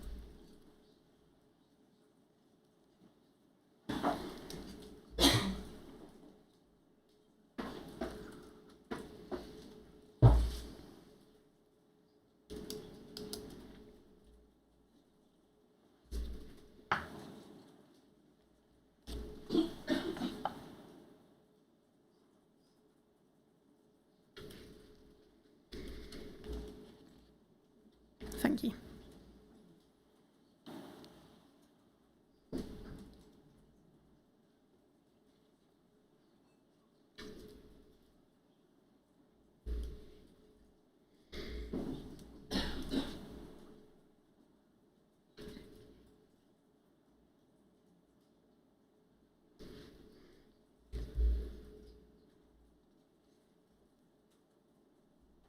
Yes, that's paragraph 16. Yes. Just at 16, thank you. So when describing these demonstrations, you recall them to be generally peaceful? Yes. Yeah. So no public disorder from your memory? Occasionally, very occasionally, there may have been people warned or perhaps even some people arrested for minor offences, but in most cases they passed off peacefully. And do you recall if there was a wide range of different people attending these demonstrations, ethnicities, socialists, trade unionists, different Muslims, non-Muslims, different religions? Do you recall that? It wasn't only Palestinians or people from that region. Yeah, it was a number of what you refer to them as white people. White people attended from different interest groups, and some of them were just interested in the cause. Yeah. So if we just read here, the night before the demonstration, Israel conducted military activity against the Palestinians, provoking considerable outrage in the Palestinian Muslim community. As a result, a few thousand people turned out to support the demonstration, many of whom were in a heightened emotional state. I was tasked to attend the demonstration. I recall that one Asian man in his early 20s climbed onto either a car or a low wall and was actively exciting the crowd in a language I did not understand. I saw that he was dressed as a shaheed, wearing a suicide bomber's tunic. It was clear to me that the Palestinian cause was attracting an increasing number of aggressive and potentially dangerous activists. Could you explain what you mean by suicide bomber's tunic? A shaheed is...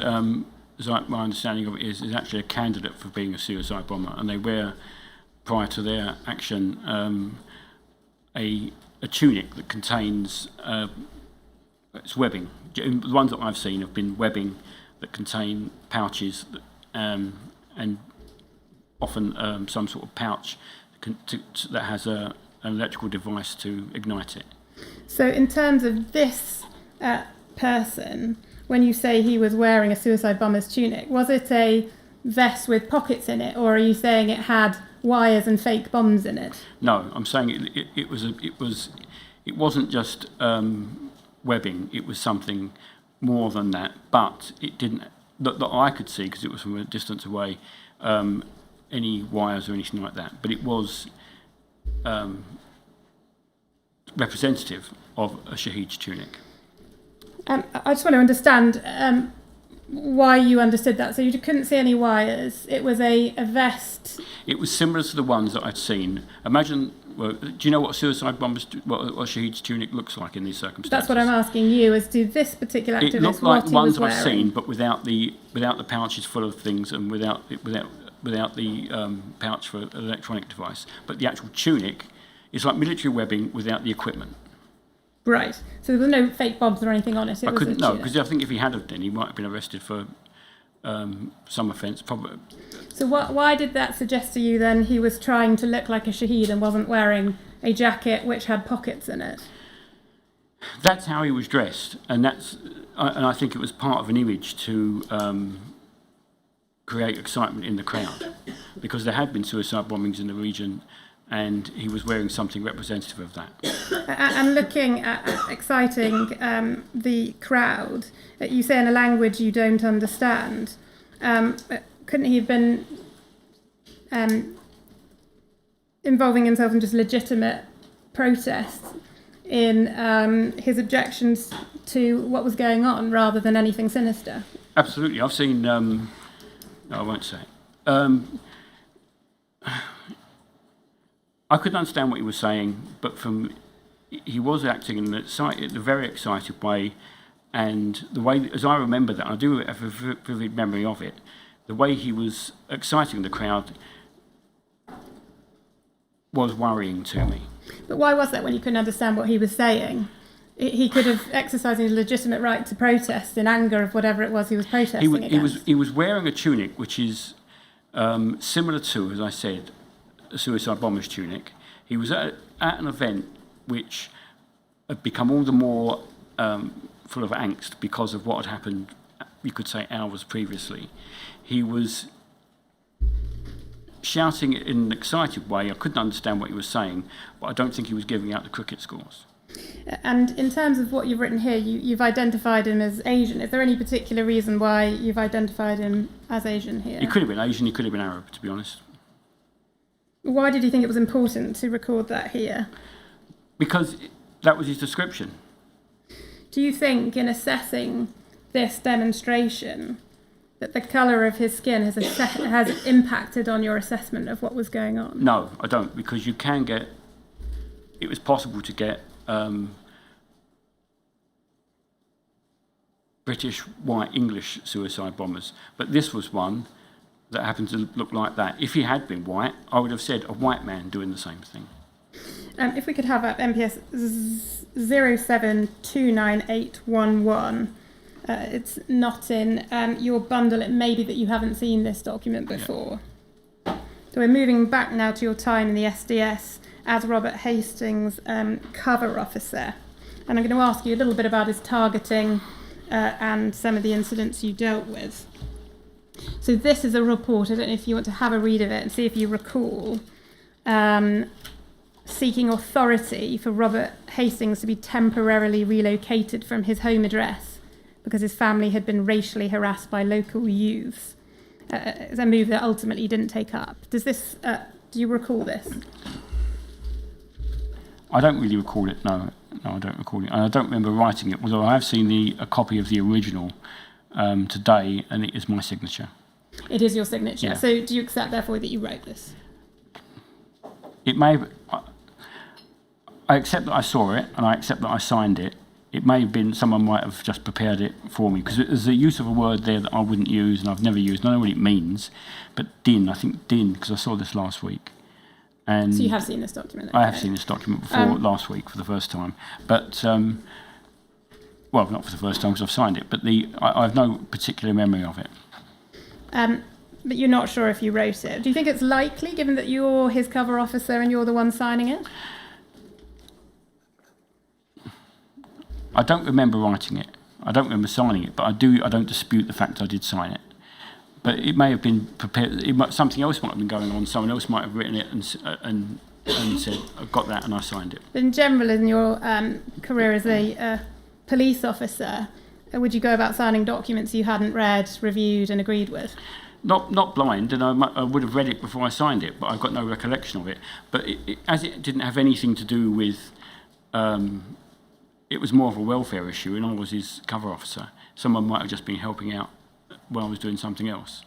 I don't read anything sinister into that, because there isn't anything sinister into it. So if we look at it, it's you can see there in paragraph 2 explains that Robert Hastings' partner is of Afro-Caribbean origin and they're experiencing some racial harassment from local youth. If we look at page 2, you see the penultimate paragraph.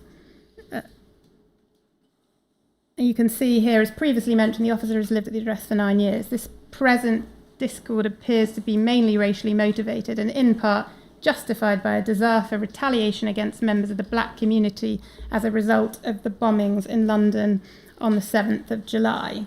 Do you recall reading that? I don't recall reading it. No, I'm sure I did read it, but I don't recall reading it.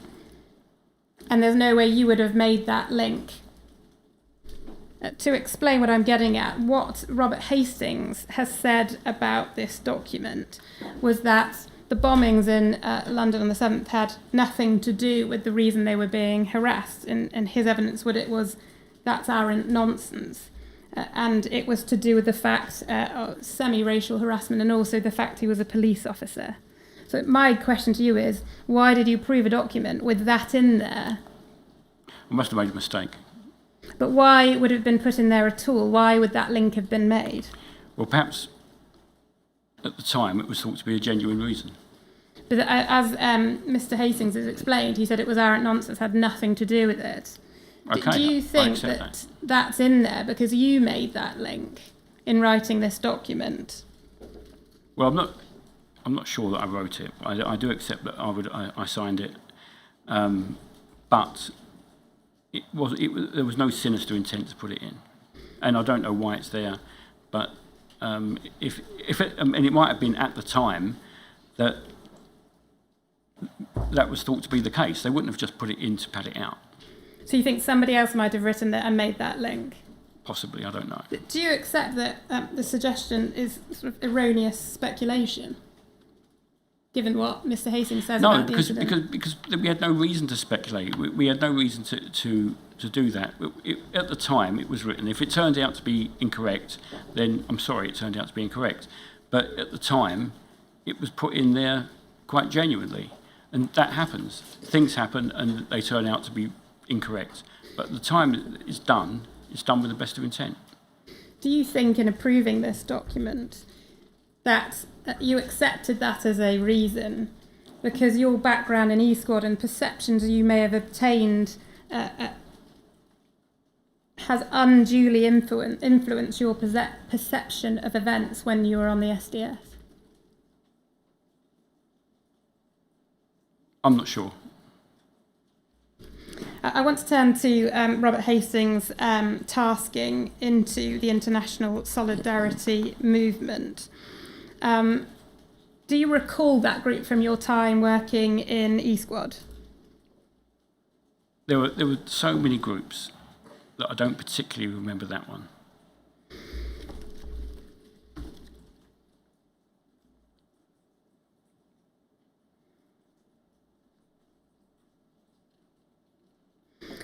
And do you recall that, I think, in fact, in your Operation Hearn witness statement, again, I don't think we need to get up, but please, if you do, you say Islamic fundamentalism was an issue and we were keen to assist in frustrating activity from that quarter. Is that accurate in terms of what the SDS wanted to do? Yeah. And was that largely because of events such as September 11th and others? Yes, and the way things appear to be going. And do you recall that Robert Hastings initially had a verbal tasking, which was for him to be floating between target groups in order to obtain intelligence in regard to Palestine or Israel-related issues and any potential extremism? Do you recall that? I don't remember a verbal tasking, but it might have happened. But do you recall the content of the targeting, that that's what it was for? I don't recall it, but I don't think it's impossible that it wasn't discussed.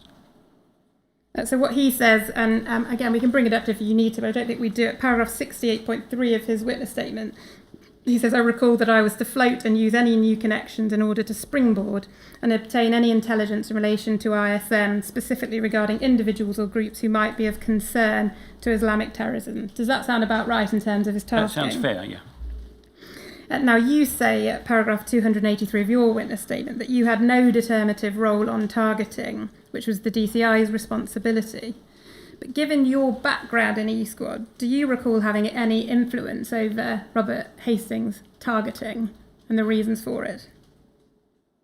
For it to be officially sanctioned, then it would have to have gone from the DCI. I may have been asked for my opinion, and if that was the case, I may have suggested certain areas. And do you recall that you processed, because you were his cover officer, at least the majority of his intelligence? Do you think that's right? I processed some of it. I don't know how productive he was at that time. He was just going out. So.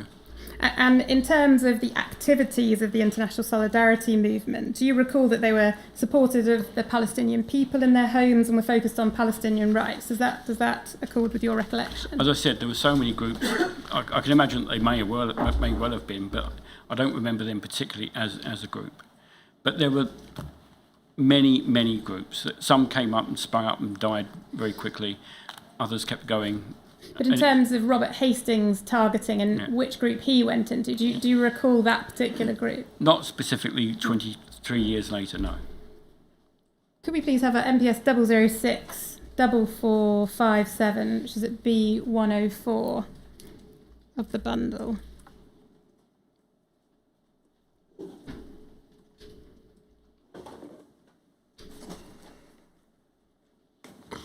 This is a review authorisation for Robert Hastings. It's dated the 6th of December 2005, or that's what the inquiry has dated it. So at this stage, I think he's been in the field about 15 months. Mm. If you go to very briefly page 4.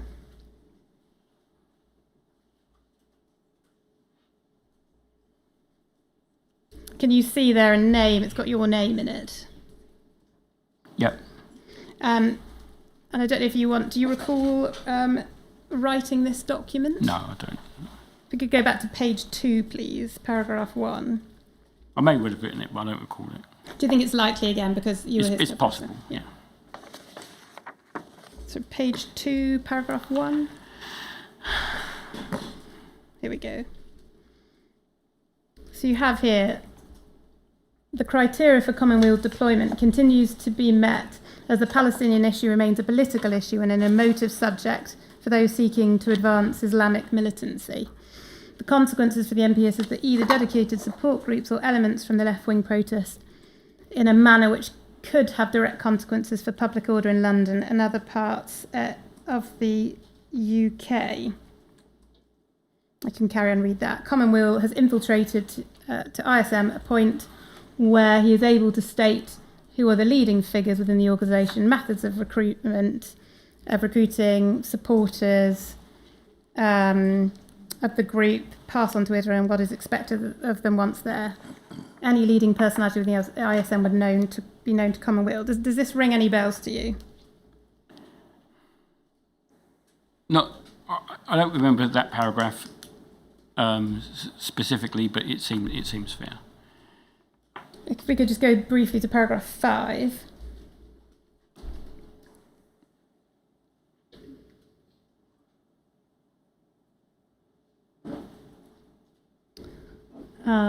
Commonweal has been able to provide intelligence on the ISM organisation that to date has been extremely active in drawing attention to the plight of the Palestinians to the world. Laudable as that might be, the actions of the group are such that they could attract individuals that could subvert legitimate process and use the organisation as a conduit for their own illicit ambitions or dupe innocent members of the organisation in facilitating acts of terrorism. Again, do you recall that? It's noted here that there was a concern about the potential actions of others, not ISM itself. Is that an accurate interpretation? It could include others, yeah.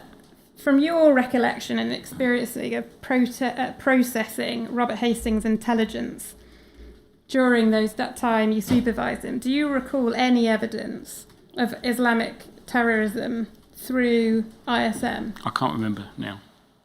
And if there was any link to Islamic militancy or extremism, do you agree it's likely that you would have remembered?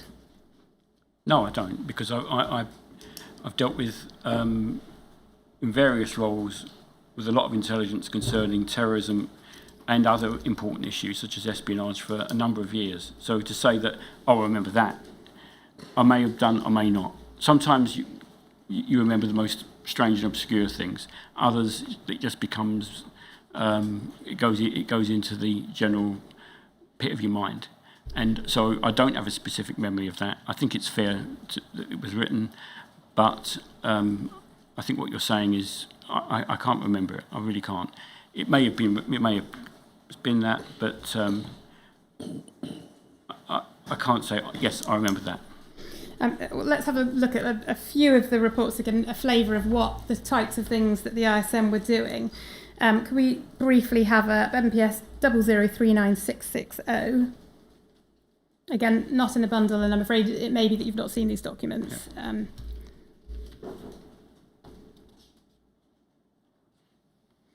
So this is a report dated, you can see at the top, the 17th of November 2004.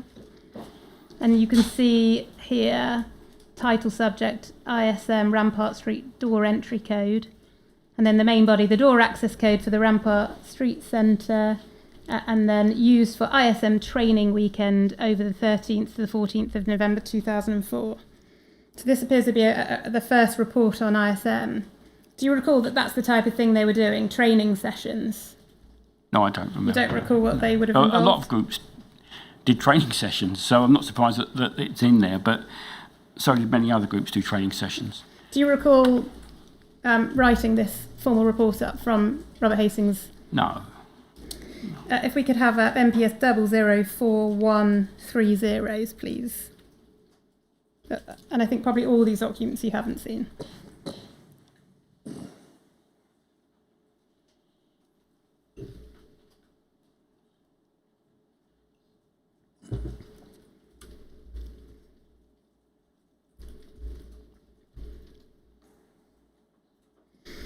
So here we have a intelligence report, 21st of February 2005. You see it's about privacy and ISM supporter considering a fundraising event for the 18th of March. And then you can see here the description of the organising of the fundraising event in North London. Do you have any recollection of this, or whether you wrote this report? No. But again, an indicative of the types of things that ISM were doing was fundraising. I don't, as I said, specifically remember the ISM. Mm-hmm. So lots of groups do that, and if you say that that's what the report says, that's what it says. But I don't specifically remember, oh, that was the ISM. I don't dispute it, but I don't specifically remember it. Could we please have that MPS 00421118?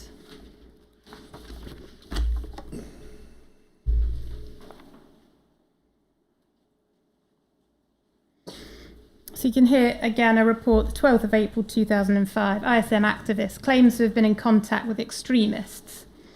ISM activist Privacy has recently stated that she had met Asif Mohammed Hanif and Omar Khan Sharif while in Palestine with the ISM in 2003. Does this ring any bells? No.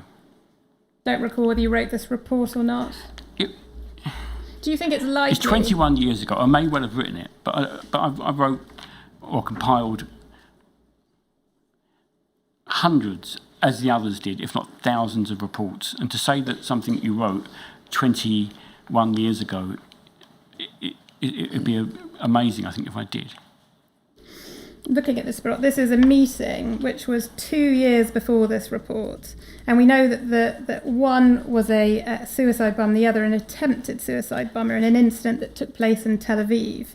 So in relation to that, if I could bring up UCPI 39734, which is a BBC News article about it on the 5th of May 2003.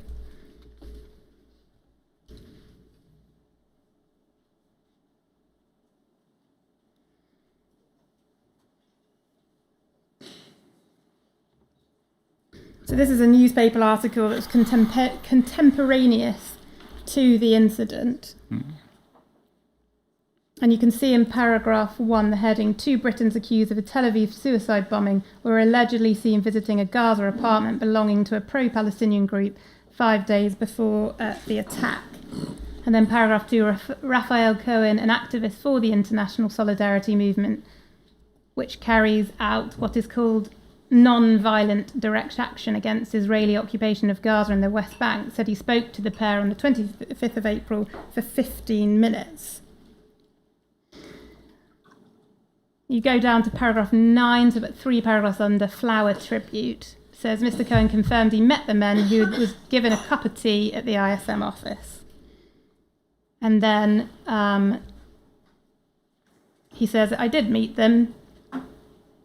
I did say, who are you? What organisation do you belong to? They said they did not belong to any organisation, but I did not form any impression of them. And then they went to lay flowers at a nearby site where an activist was killed, and that was the activist Rachel Corrie, who was killed a few months earlier. And it was later they went on to undertake this act of terrorism a few days later.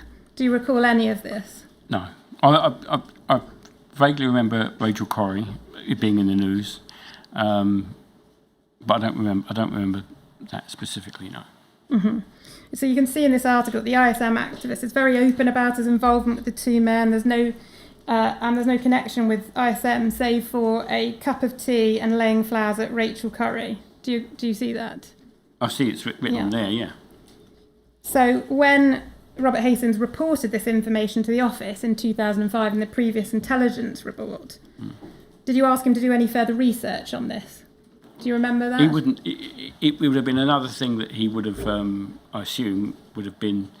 He would have picked up on. The fact he's picked up on that already, and if there'd been any more information, he would have reported it. Mm-hmm. If we look at page 2 of this article, you can see at the penultimate paragraph, the British investigation involves MI5, MI6, Scotland Yard's anti-terrorism branch, local police force and international agencies. So it'd be fair to you to assume, wouldn't it, that when Robert Hastings reports this meeting to you in 2005, the MI5, MI6 would have investigated it at the time. I think that would have been fair to assume, wouldn't it? No, I'm not going to assume that.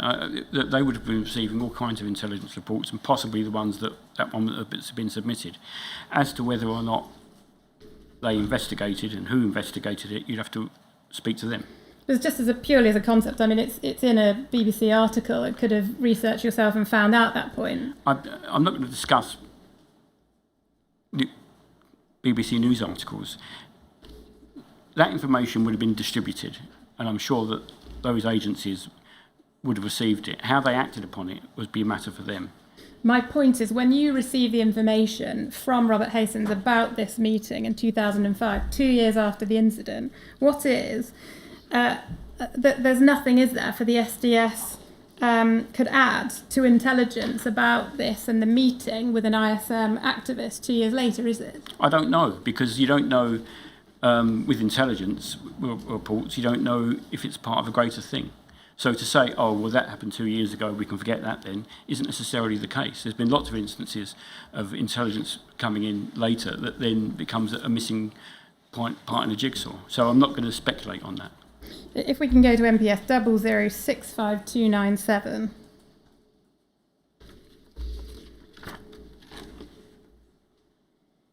This here is a document which appears to be a brief analysis of the ISM and the inquiry have dated it 13th of March 2006, so just before you're about to leave. Yeah.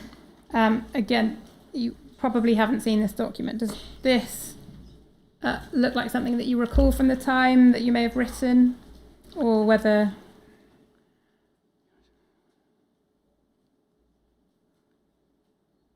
I can't remember writing it, but if I'm... Possibly, I don't know. If we could go to the bottom of page 3, please.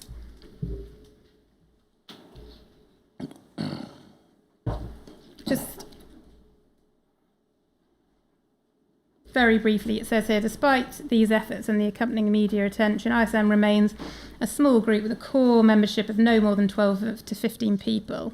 This small group constitutes the heart of the ISM and it is built largely around three key members of the group: Charlotte Carson, Privacy, and Raphael Cohen. Do you again recall who the key members were? No. You see later on in this paragraph, it's As I said, I don't particularly remember the group, so why would I remember key members of a group I can't remember?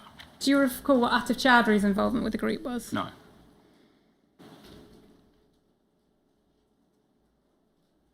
If we could please turn to page 5, paragraph 4.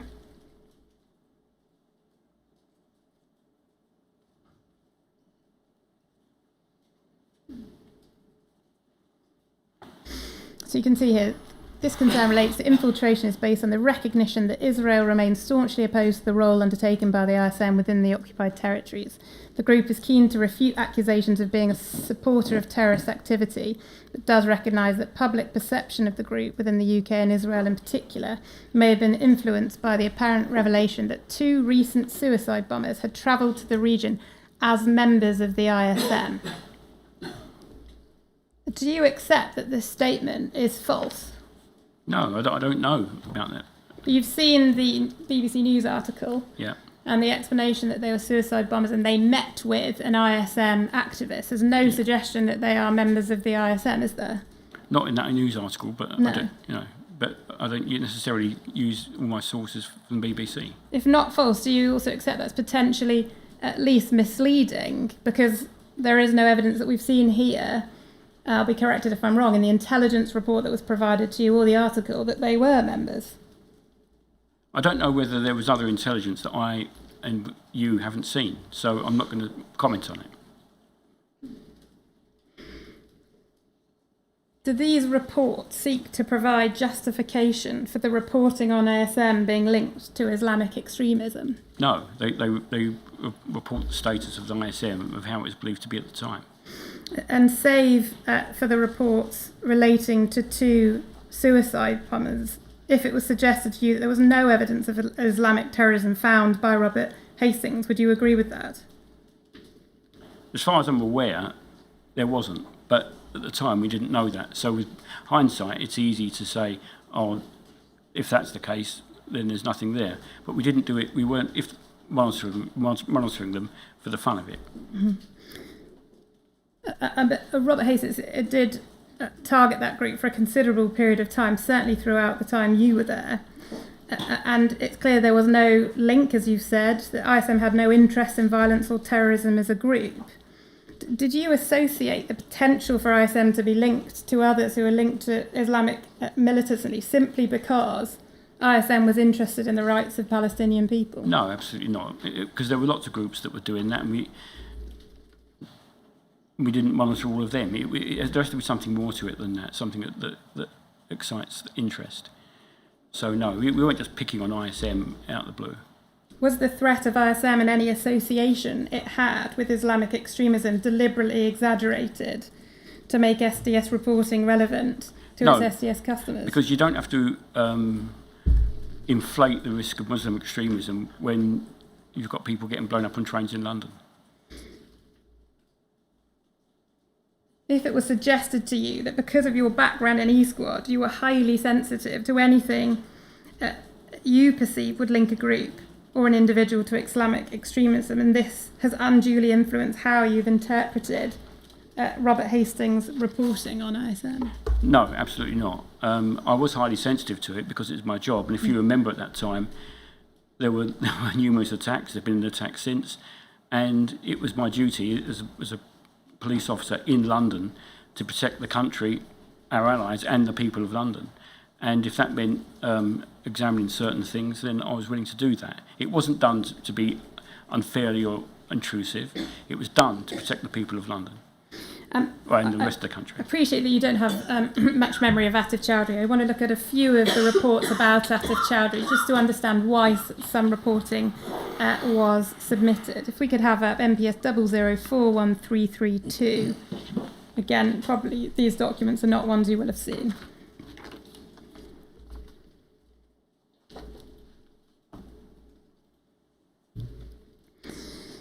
A report dated the 24th of March 2005 relating to ISM Charlotte Carson in contact with Atif Chowdhury.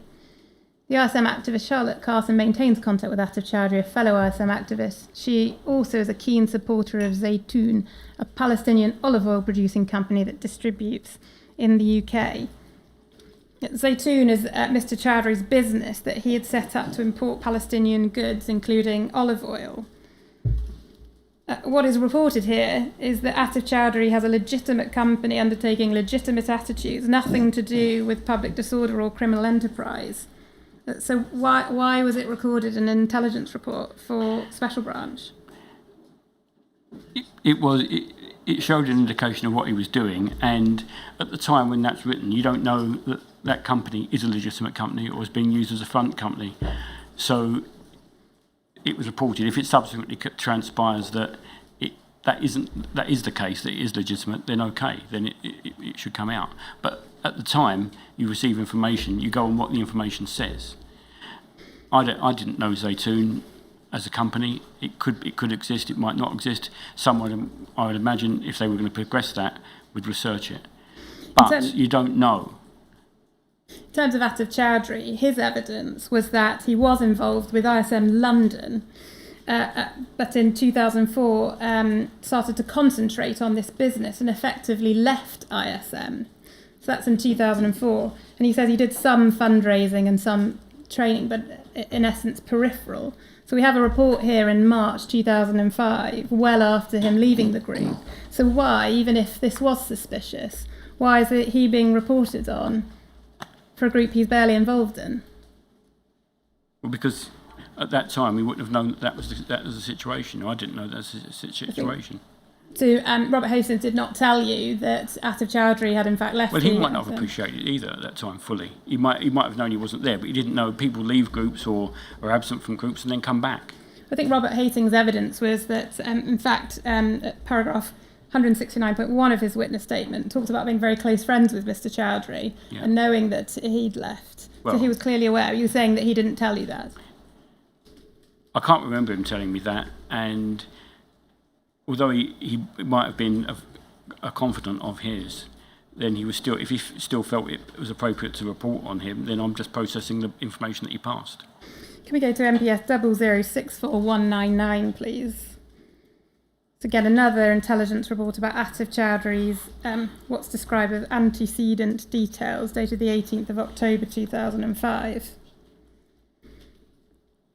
Again, you've got a fairly detailed report here about Atif Chowdhury and his family members, where they went to school, where they live, where they work.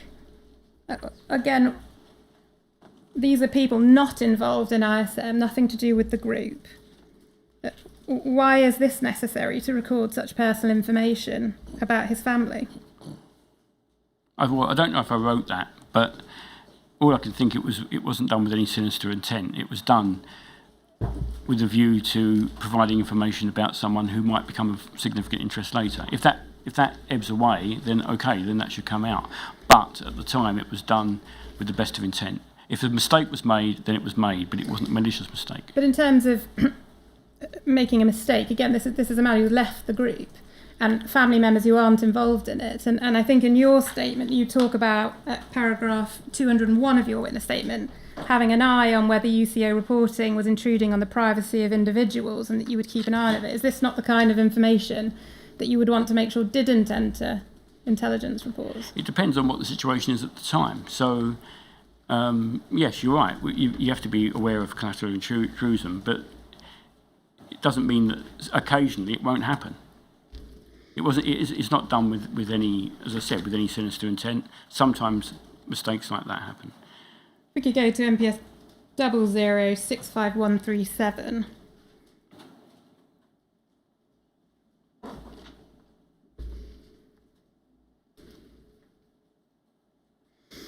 A report of the 18th of February 2006, again on Atif Chowdhury, and it says here, ISM activist Atif Chowdhury went to Libya with his mother on Saturday the 18th of February for about 3 weeks. He was taken to the airport, believed to be out with by his father in a small car.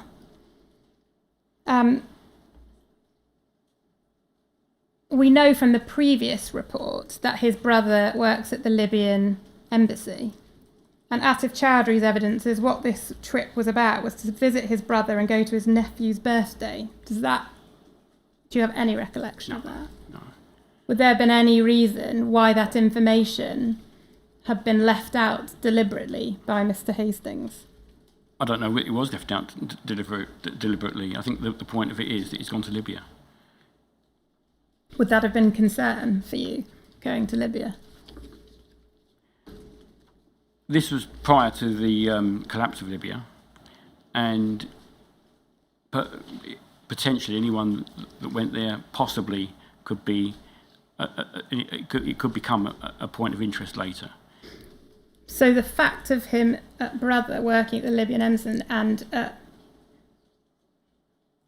embassy and this being effectively a holiday being left out looks like it's more sinister than it is, doesn't it? No, if it that's doesn't. What's happened. No, it doesn't. The fact is that he went to Libya with his mother.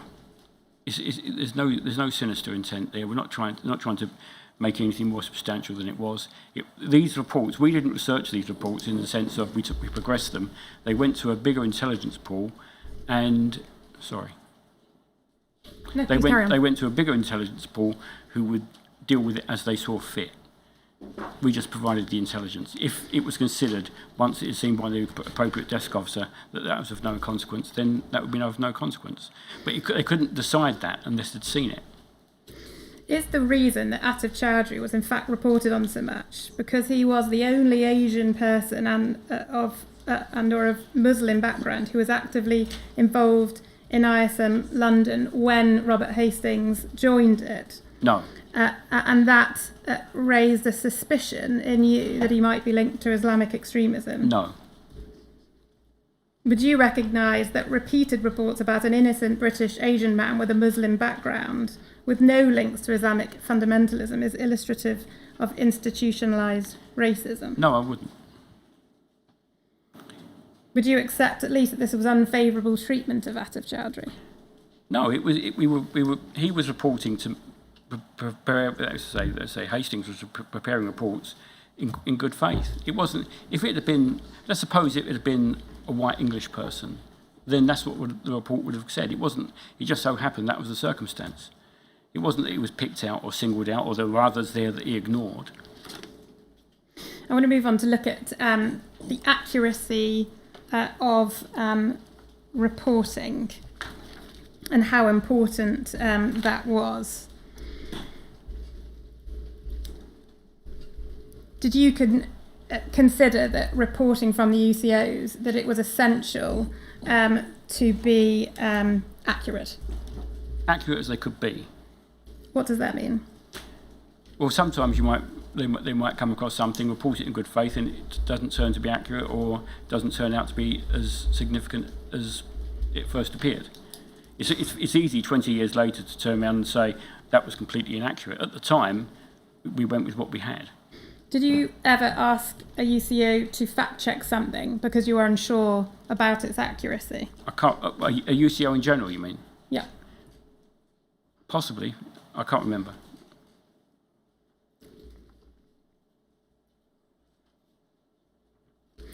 Could we please have up MPS 0749294?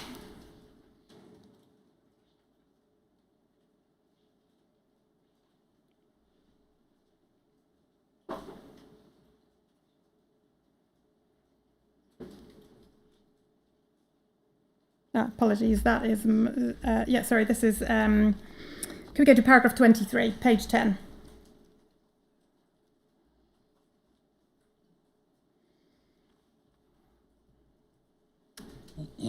So if you have a read of that, do you recall this? The incident that you submitted a good work report for HN118 about a stunt to run at Ariel Sharon's car. Do you recall that? I do remember that. And you recall there that you were the duty officer that received that call from HN118? Yes. Being careful about any individual's privacy, what do you recall HN118 telling you on that call about this incident? That a member of the group that he was involved with had discussed, as I remember, getting over the public order barriers at, I think it was Whitehall, during Mr. Sean's visit to the UK, and running at his car, something along that line. So he told you there was a member of a group, so a member of his group had discussed getting over the barriers Yeah. at Whitehall and running at penetrating, whatever you want to phrase it. his car. You recall that is what HN118 said. As far as I can remember, yeah, from 20 Do you recall if he said anything else? And I think it was with the intention of, well, as it says here, with the intention of causing a government, and it could be, I think there was something along the line of to appear like he might have been possibly a suicide bomber, possibly. Possibly. What was your immediate reaction to what HN118 had told you? I was concerned that I know that Mr. Schramm was either here then or coming here, and that it would be a matter of importance that information went in quickly, and for the information of the uniform officer in charge of the policing of that part. How seriously did you take it at the time? I took it very seriously. Do you recall, in terms of the timing of the call and its proximity to the event and the proposed stunt, was it When you say the time of the call to me, to you? So you get the call. Was that for the event the following day? Do you remember? I think it was either, or even that day, it was either at midnight or around midnight, because I remember I was in bed and I got up and spoke to him, and I can't remember if it was before midnight or over the midnight period. Do you recall that's the time of the call? Yes. In terms of the event, Yeah. do you recall if it was the day after, a few days after? Do you remember? I think it might have been in the afternoon the next day, or it might have been a few days after, but it was soon anyway. And you're taking on, you took it extremely seriously from what you were told, and that you needed to act upon it immediately. Yeah. So again, being careful of anonymity, did you tell the DCI and the DI? I can't remember whether I phoned them immediately, but I remember going in. I think I went in early to our office to get the report written up, and I made sure. I'm sure that I made them aware early, and to get the report over to Scotland Yard in order that they could distribute it to relevant parties. So that was the next day. It was early the next day. Yeah. Do you recall if HN118 told you during that call if the activist had already been talked out of the plan? I can't remember. I think he may have indicated that that he and possibly others might have talked out this person out of it, but he was unsure whether he might go ahead and do it anyway.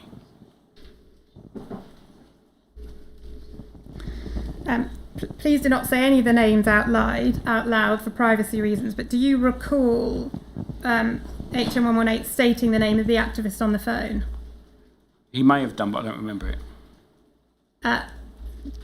You don't remember if he said it on the phone or not? I can't remember now. He may have done, but I don't remember now. Again, do not say it out loud, but do you remember what that name was? No. Do you recall HN118 ever equivocating or hesitating about the identity of the person who was responsible for the plan? I don't believe he did. I believe he said it was a person. And he mentioned an individual by name, as I recall. If I'm wrong in that, then I'm wrong. But certainly that was the plan by that person or somebody to go and do that. Potentially to go and do that.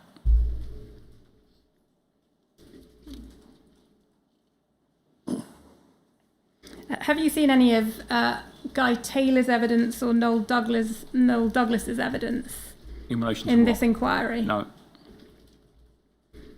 Have you seen anybody's evidence in this inquiry? No. What, you mean from the interested parties? Yeah. No. Did you watch HN118's evidence? No.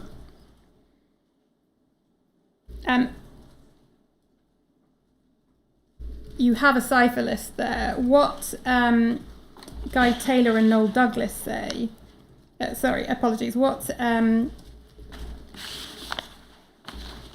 HN118 says is that it was a person called MT, and that should be on your cipher list. MT? Mm-hmm.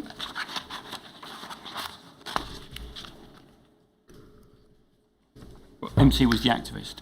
Was the activist. Please don't say the name out loud, but just so you can have a look. That's who HN118 says it was.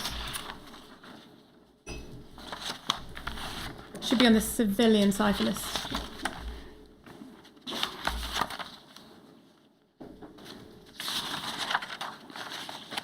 Oh, sorry.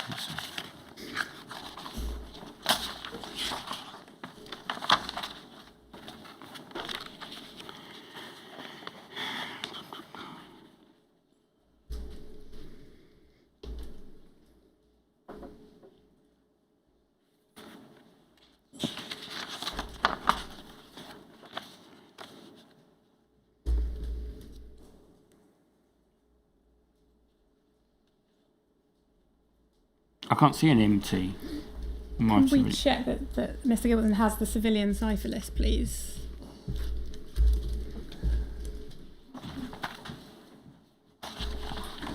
Oh, MT, yeah, I've got it there. Yeah. Sorry. Okay, I've got it. I don't recognise either of those names. You don't recognise him telling you that name at all? No. Can we have that, please? Guy Taylor and Noel Douglas, who were activists within Globalised Resistance, the group that HN118 was infiltrating. Do those names ring any bell to you? Guy Taylor does, yeah. And Globalised Resistance? Globalised as a group, yeah. They say that it was not MT. And MT has also given evidence and said it was not him who proposed this stunt. It was another person. And I'm going to show you that name. Can you tell me if you recognise this name? Again, please don't say it out loud.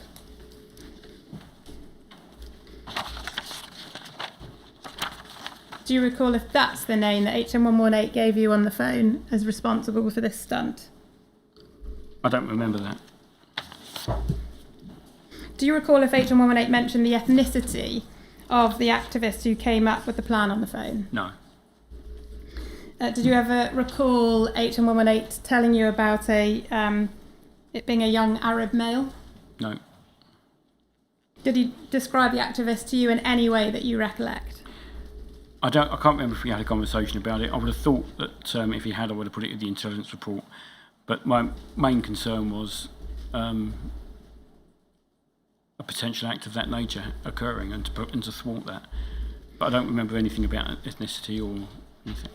Were UCOs instructed to record in their oral reporting the ethnicity of people from Muslim backgrounds in particular? Not especially, no, I don't remember that.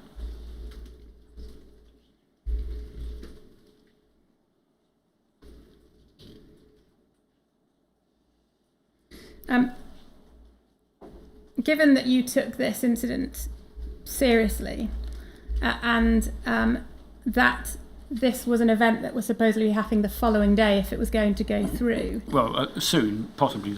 Apologies, yeah. Within a few days. Yeah. Wasn't it essential for police who were monitoring that event that they would know the identity and characteristics of the person who was going to... It would be extremely useful, and yeah. I imagine that we would put matters in train to get some sort of identification or they'd be pretty key, out. Wouldn't they, to know what this person looked like? So do you not recall asking 118 what he looked like? No, I don't, no. Do you think you would have done, given the seriousness that you took it?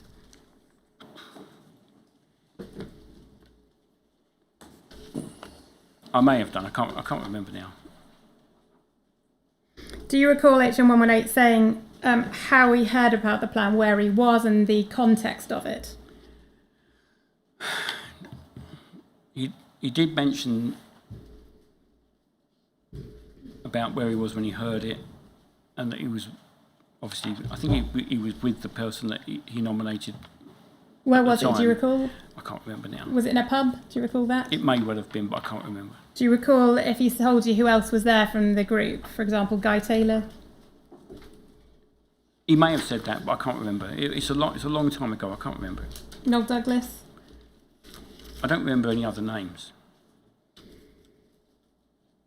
You say in your witness statement here that he said to you, informed me that a member of one of his target groups intended to run at Mr. Sharon's car. Is that what you recall HN118 saying? That's he either said that, or that's what I surmised from our discussion. Because how long did you talk to HN118 for on the phone about this? it was certainly a reasonable amount of time, but I can't remember the exact time. 10 minutes, an hour?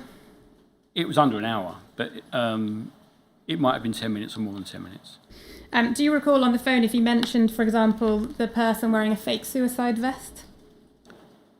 I don't remember that.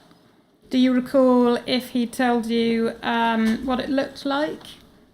Or well, if he told me what it looked like, he'd be telling me that he had a fake suicide vest. I don't recall that, yeah. Do you recall any plan to construct, him telling you about constructing a fake suicide vest? No. And in terms, you've mentioned there that he said that he'd managed to persuade the individual not to engage in the stunt. Did he explain how that came about and who was involved in dissuading the activist?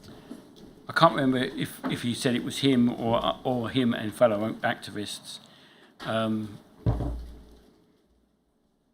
I think he'd, perhaps it's not the best word, to some extent diffused the situation, but or had attempted to, but it was still of a potential viable option for this to happen. But in terms of who was involved in dissuading, did HN118 tell you that it was him and potentially some other people were involved? He may have done, I can't remember. Because what Guy Taylor says is that he persuaded the activist not to go ahead with the plan, and HN118 said no more than a sentence or two. Does that sound like something HN118 told you, or it was very much that he was the one persuading the activist not to do it? No, I don't think HN118 was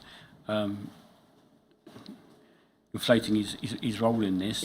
I can't, but if Guy Taylor was there and he said that, then perhaps that's right. But it was HN118's duty to do what he did, and that was and to report it, and he did that. So your understanding was that he had been talked out of this stunt on the same night that HN118 gave you the impression that he might still go ahead with it. Whether he gave me the impression, or whether that's what how I interpreted it when he spoke to me, I can't remember now. 20 years later. Can we have a MPS 00278666, please?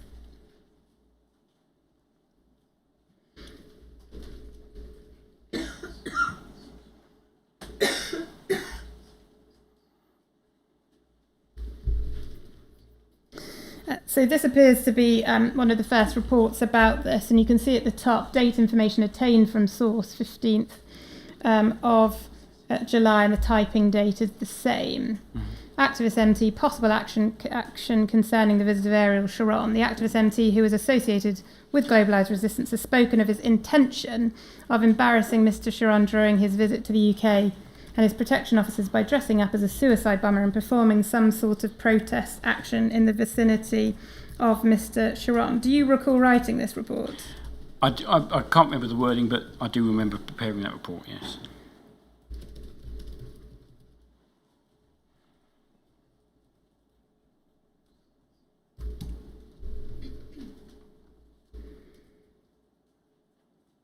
And would this have been based on what HN118 had told you in the phone call? Yes.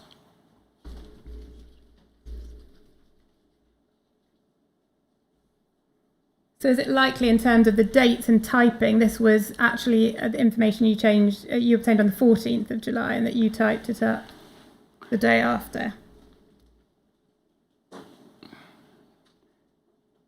Well, the date of the information obtained was the 15th. But you recall date of writing up time- the following morning. Yeah, it was the same date of typing, or the typing date is the same day the information was received.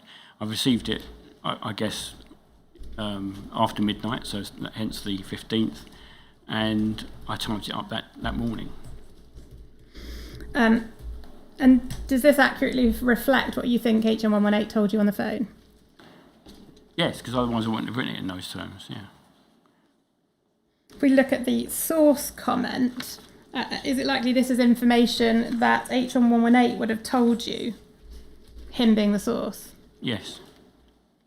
So it says here, however, well, first of all, the plan is not endorsed by fellow activists who consider it to be too dangerous and could result in being shot by Mr. Sharon's protection officers. And then, however, MT is apparently a determined individual who may carry out this action of his own volition. Yeah. Would that have been something that HN118 told you, or did you add that? I imagine it would have come from HN118. Because what HN118 said about this in evidence was he did not describe MT in this way. So did you add that? I didn't add it because I didn't just make it up. It would have been put as a result of the conversation I had with him. At the time, that's what I believed to be true. And when I spoke to him, that's the impression I got. So that's what I put. So this is not that you know MT is aware of who he is and what his character is. So this is going to be on basis of what HN118 told you. Yes, and if I misunderstood what he said, then I'm sorry, but that's the way I interpreted what he said to me. And that is to say, HN118.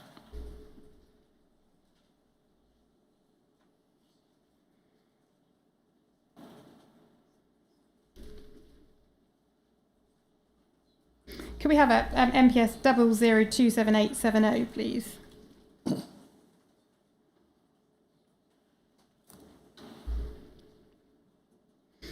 So you have here, again, you see date information obtained from source 15th of July, typing date 16th of July, and that he did not attend the picket of Ariel Sharon's hotel. I think you said it was at Whitehall. Was this then a different incident? I can't remember. I thought it was in Whitehall. Perhaps it was at another location. But okay. If we can now go to MPS 00027871.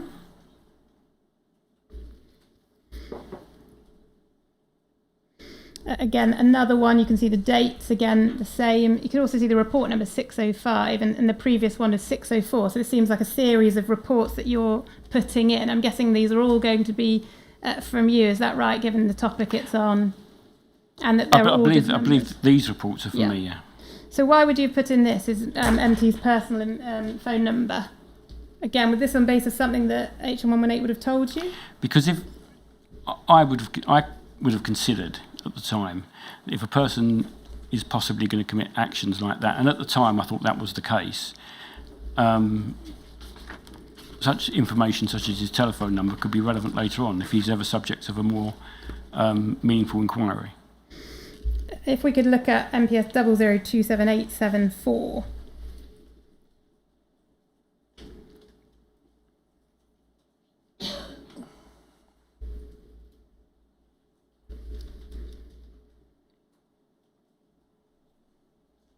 You can see again the next report in the series, report number 606, same date and information obtained from source, typing date. Yeah. Title, MT talked out of extreme action by Guy Taylor. MT, the globalised resistance activist, intended to cause embarrassment to the visiting Prime Minister of Israel, Ariel Sharon, and his protection during his visit to the UK. His plan involved dressing up as a suicide bomber and attempting to infiltrate Mr. Sharon's personal security cordon. MT seemed determined to carry out this stunt despite the obvious dangers. However, MT was talked out of doing it after having a long conversation with Guy Taylor, the de facto head of GR. Taylor did not do this on his own. He was helped by another member of GR trusted by Taylor, and it was their combined efforts that eventually persuaded MT not to go ahead with his planned stunt.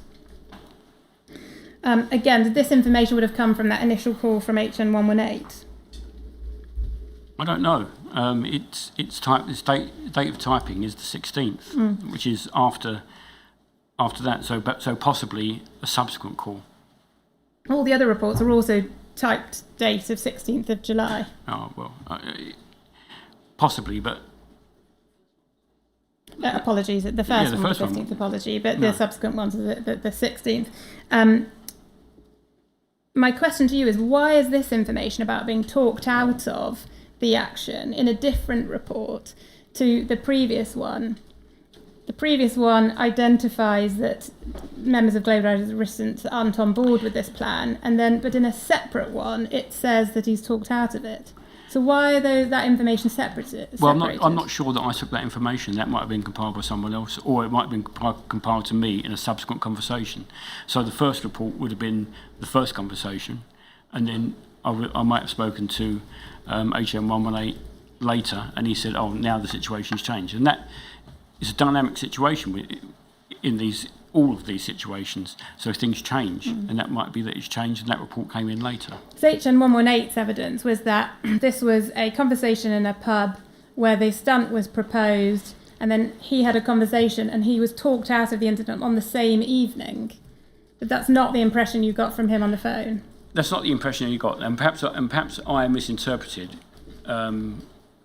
what I put, or didn't ascertain that when I was speaking to him.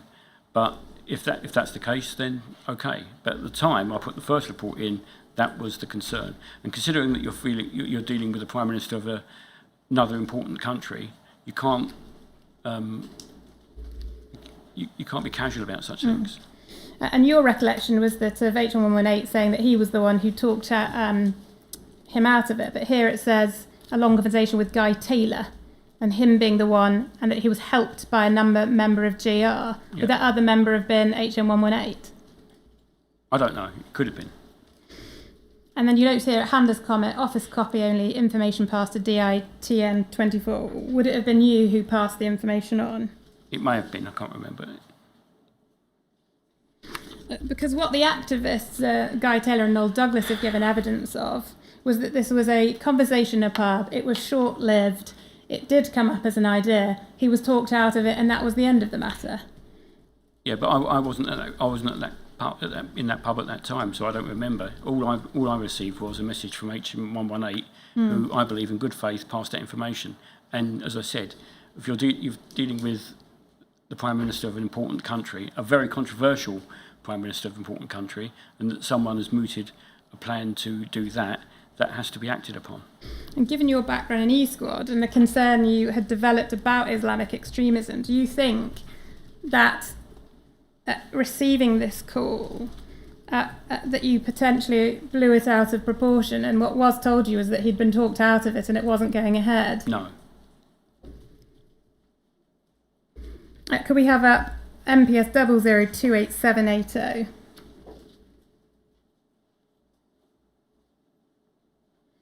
So this is a report, and you can see here dated the 4th of August 2003. So this is about 3 weeks later.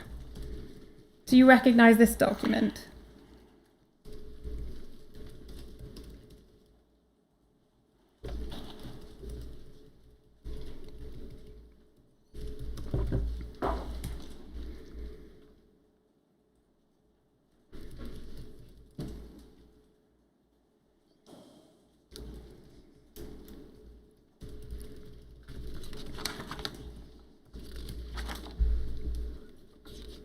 I don't remember. I don't remember it at all. You note at the top there, you see note 4 SB HN9RG. TN24 has asked that this update be put in, perhaps best done by way of note for desk. Do you think that's Steve Beale's HN9 and yourself? Possibly, yeah. So given that there's a note to you about it, I think it's likely at least you would have seen this. Yes, and I may well have forgotten it, but I don't remember compiling it. The thing is that given that you dealt with the initial incident, it's likely you would have written it up. No, not necessarily. Someone else had got that information. I may have written it up, but I don't remember writing that up. And if it wasn't you, do you think it was possibly one of the other two DSs, maybe Steve Beale's, because he was HN118's cover officer? Is that possible? It's possible, but I don't know that it was. Just to now look at the details of it. You see here, MT planned to dress as a Palestinian martyr bomber. Do you know why he's been described as a Palestinian martyr bomber here rather than a suicide bomber? Well, if it had been me writing it up, I would have said Shaheed.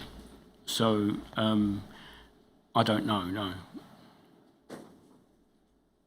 It says here, the aim was to get close enough to Sharon to be photographed by the media. And then it goes on to say, it has now emerged that MT did go so far as to begin building props to support his disguise. He has told a trusted activist friend that he obtained half a dozen sturdy cardboard tubes and spray painted them red in colour before attaching various lengths of brightly coloured electrical wire to link the base of the tubes. He planned to wear the prop under a long coat before leaping over any crowd control barrier and approaching Sharon before whipping his coat open. He planned to do this as Sharon either arrived or left a venue. So you can see here there's a significant more amount of detail than the initial reports. Do you know why that is? Do you think this is information that came out after those initial calls, or do you not know? I don't know. I mean, I assume it did come out after the calls because that wasn't in the earlier calls. But so do you recall any of this description here being told to you on the phone? no. No, if it had done, I would have put it in. Because what HN118 has said is that he didn't actually see the prop and did not give the description, for example, of the brightly coloured wire. And the activist had not given him this level of detail. So do you know if this is where else this information could have come from if it wasn't HN118? I don't know. Possibly other sources, but it didn't come clearly from HN118 because he's saying it didn't. I don't know where else it came from. I didn't prepare it. I don't know. Is that you speculating in terms of it could have come from another source? It's trying to be helpful in as much as where else could it come from, but I can't see where else it could have come from. Because what HN118 says about the bit about the leaping over the control barrier and approaching Sharon before whipping the coat open, he describes that as, I think there's a little poetic license for whoever typed this up. Well, if that's what he says, then fair enough. But that's the impression that I got at the time, and that was going to be the plan. You recall him telling you that he was going to leap over the crowd control barrier? Well, there's no other way to get to him. So I think he did say that, but I can't remember. Perhaps he didn't say that, and I've misinterpreted it. But there was no ill intent on that part. And then it goes on to say he admitted he was impartially inspired by the alternative comedian. You can carry on reading that. And then at the end, MT was also mindful of the fact that the Commissioner of Police had been forced to make a very public apology for the breach and that another similar occurrence might at least cost a top pig his job. Now, MT, when he gave evidence, said that this was not an expression he would ever have used. And HN118, I believe, agreed with that. Do you know where that has come from? Not at all, no.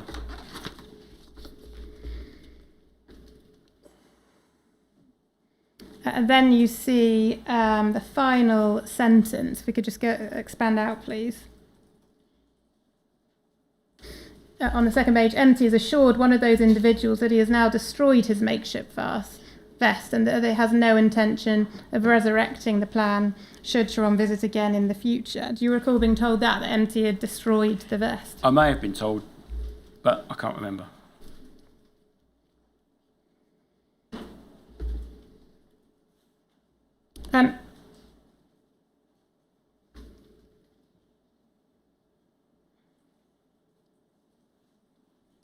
Moving on now to the consequences of this. You say that you wrote a good work report about this for HN118. Do you recall what you said in there? No. And when you say you submitted it, who did you submit it to? Was it the DCI, the DI? Through line management. Can I have it, please? MPS 0076078.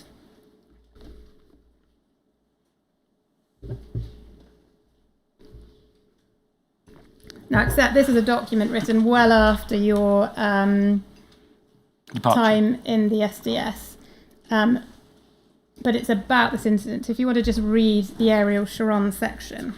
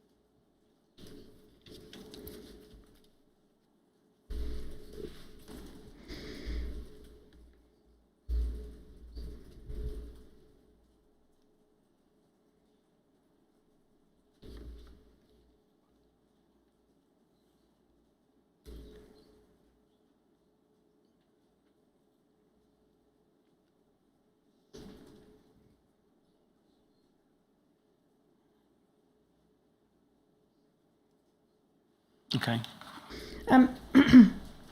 Obviously, this is a document after your time in the SDS, but it's a retrospective document looking at this. So I want to know whether any of this information came from you or what you recall HN118 telling you about this incident. Only, go on, sorry. So you look here now, it says, again, something slightly different. MT constructed a highly realistic dummy bomb vest comprising red-coloured vertical tubes affixed to a green canvas vest with electrical cabling and a pull lanyard. So new details coming in here. Do you recall HN118 telling you any of this detail? No, as I said, if he had said that, I would have put that. Do you know who wrote this report? No. Well, it was a year after I was gone, Yeah. so no, why would I know?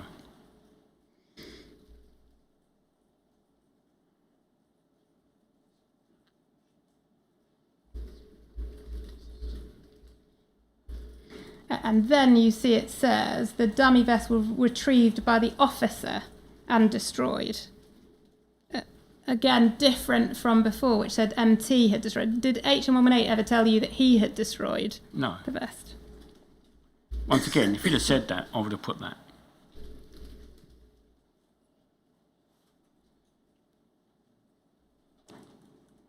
And then if you look at the final paragraph, which says the potential scope of this is perhaps best illustrated by the events surrounding the tragic death of Mr. Jean-Charles de Menez at Stockwell Station. Do you accept there is no real comparison between this incident, a discussion in a pub that was shut down on the same day, with the shooting of Jean-Charles de Menez? Well, you should really ask the person who composed this document. I don't really see how the two are connected. So those are all my questions on this topic. And actually, in fact, all my questions. I have one correction to make. I believe I referred to Asif Chowdhury's brother as having worked at the Libyan embassy. In fact, apologies, he worked at the British embassy in Libya. So apologies for that mistake. So I'm told that because of the timing, that with your agreement, the potential way to deal with Rule 10s is by a further Rule 9 to avoid this witness having to come back. Would that be an appropriate way forward? Certainly it would. Are there any questions in re-examination that you would wish to ask orally now? No. In which case we will deal with the Rule 10 process by the means that you've suggested. I think those that are attending and listening ought to know why this is happening, and I owe it to them to explain it. I'm afraid there is a video conference about my wife's condition that I absolutely must attend at 5:15, and for that reason I fear that any questions that may arise out of what you've heard today will have to be dealt with on paper. Thank you for your forbearance.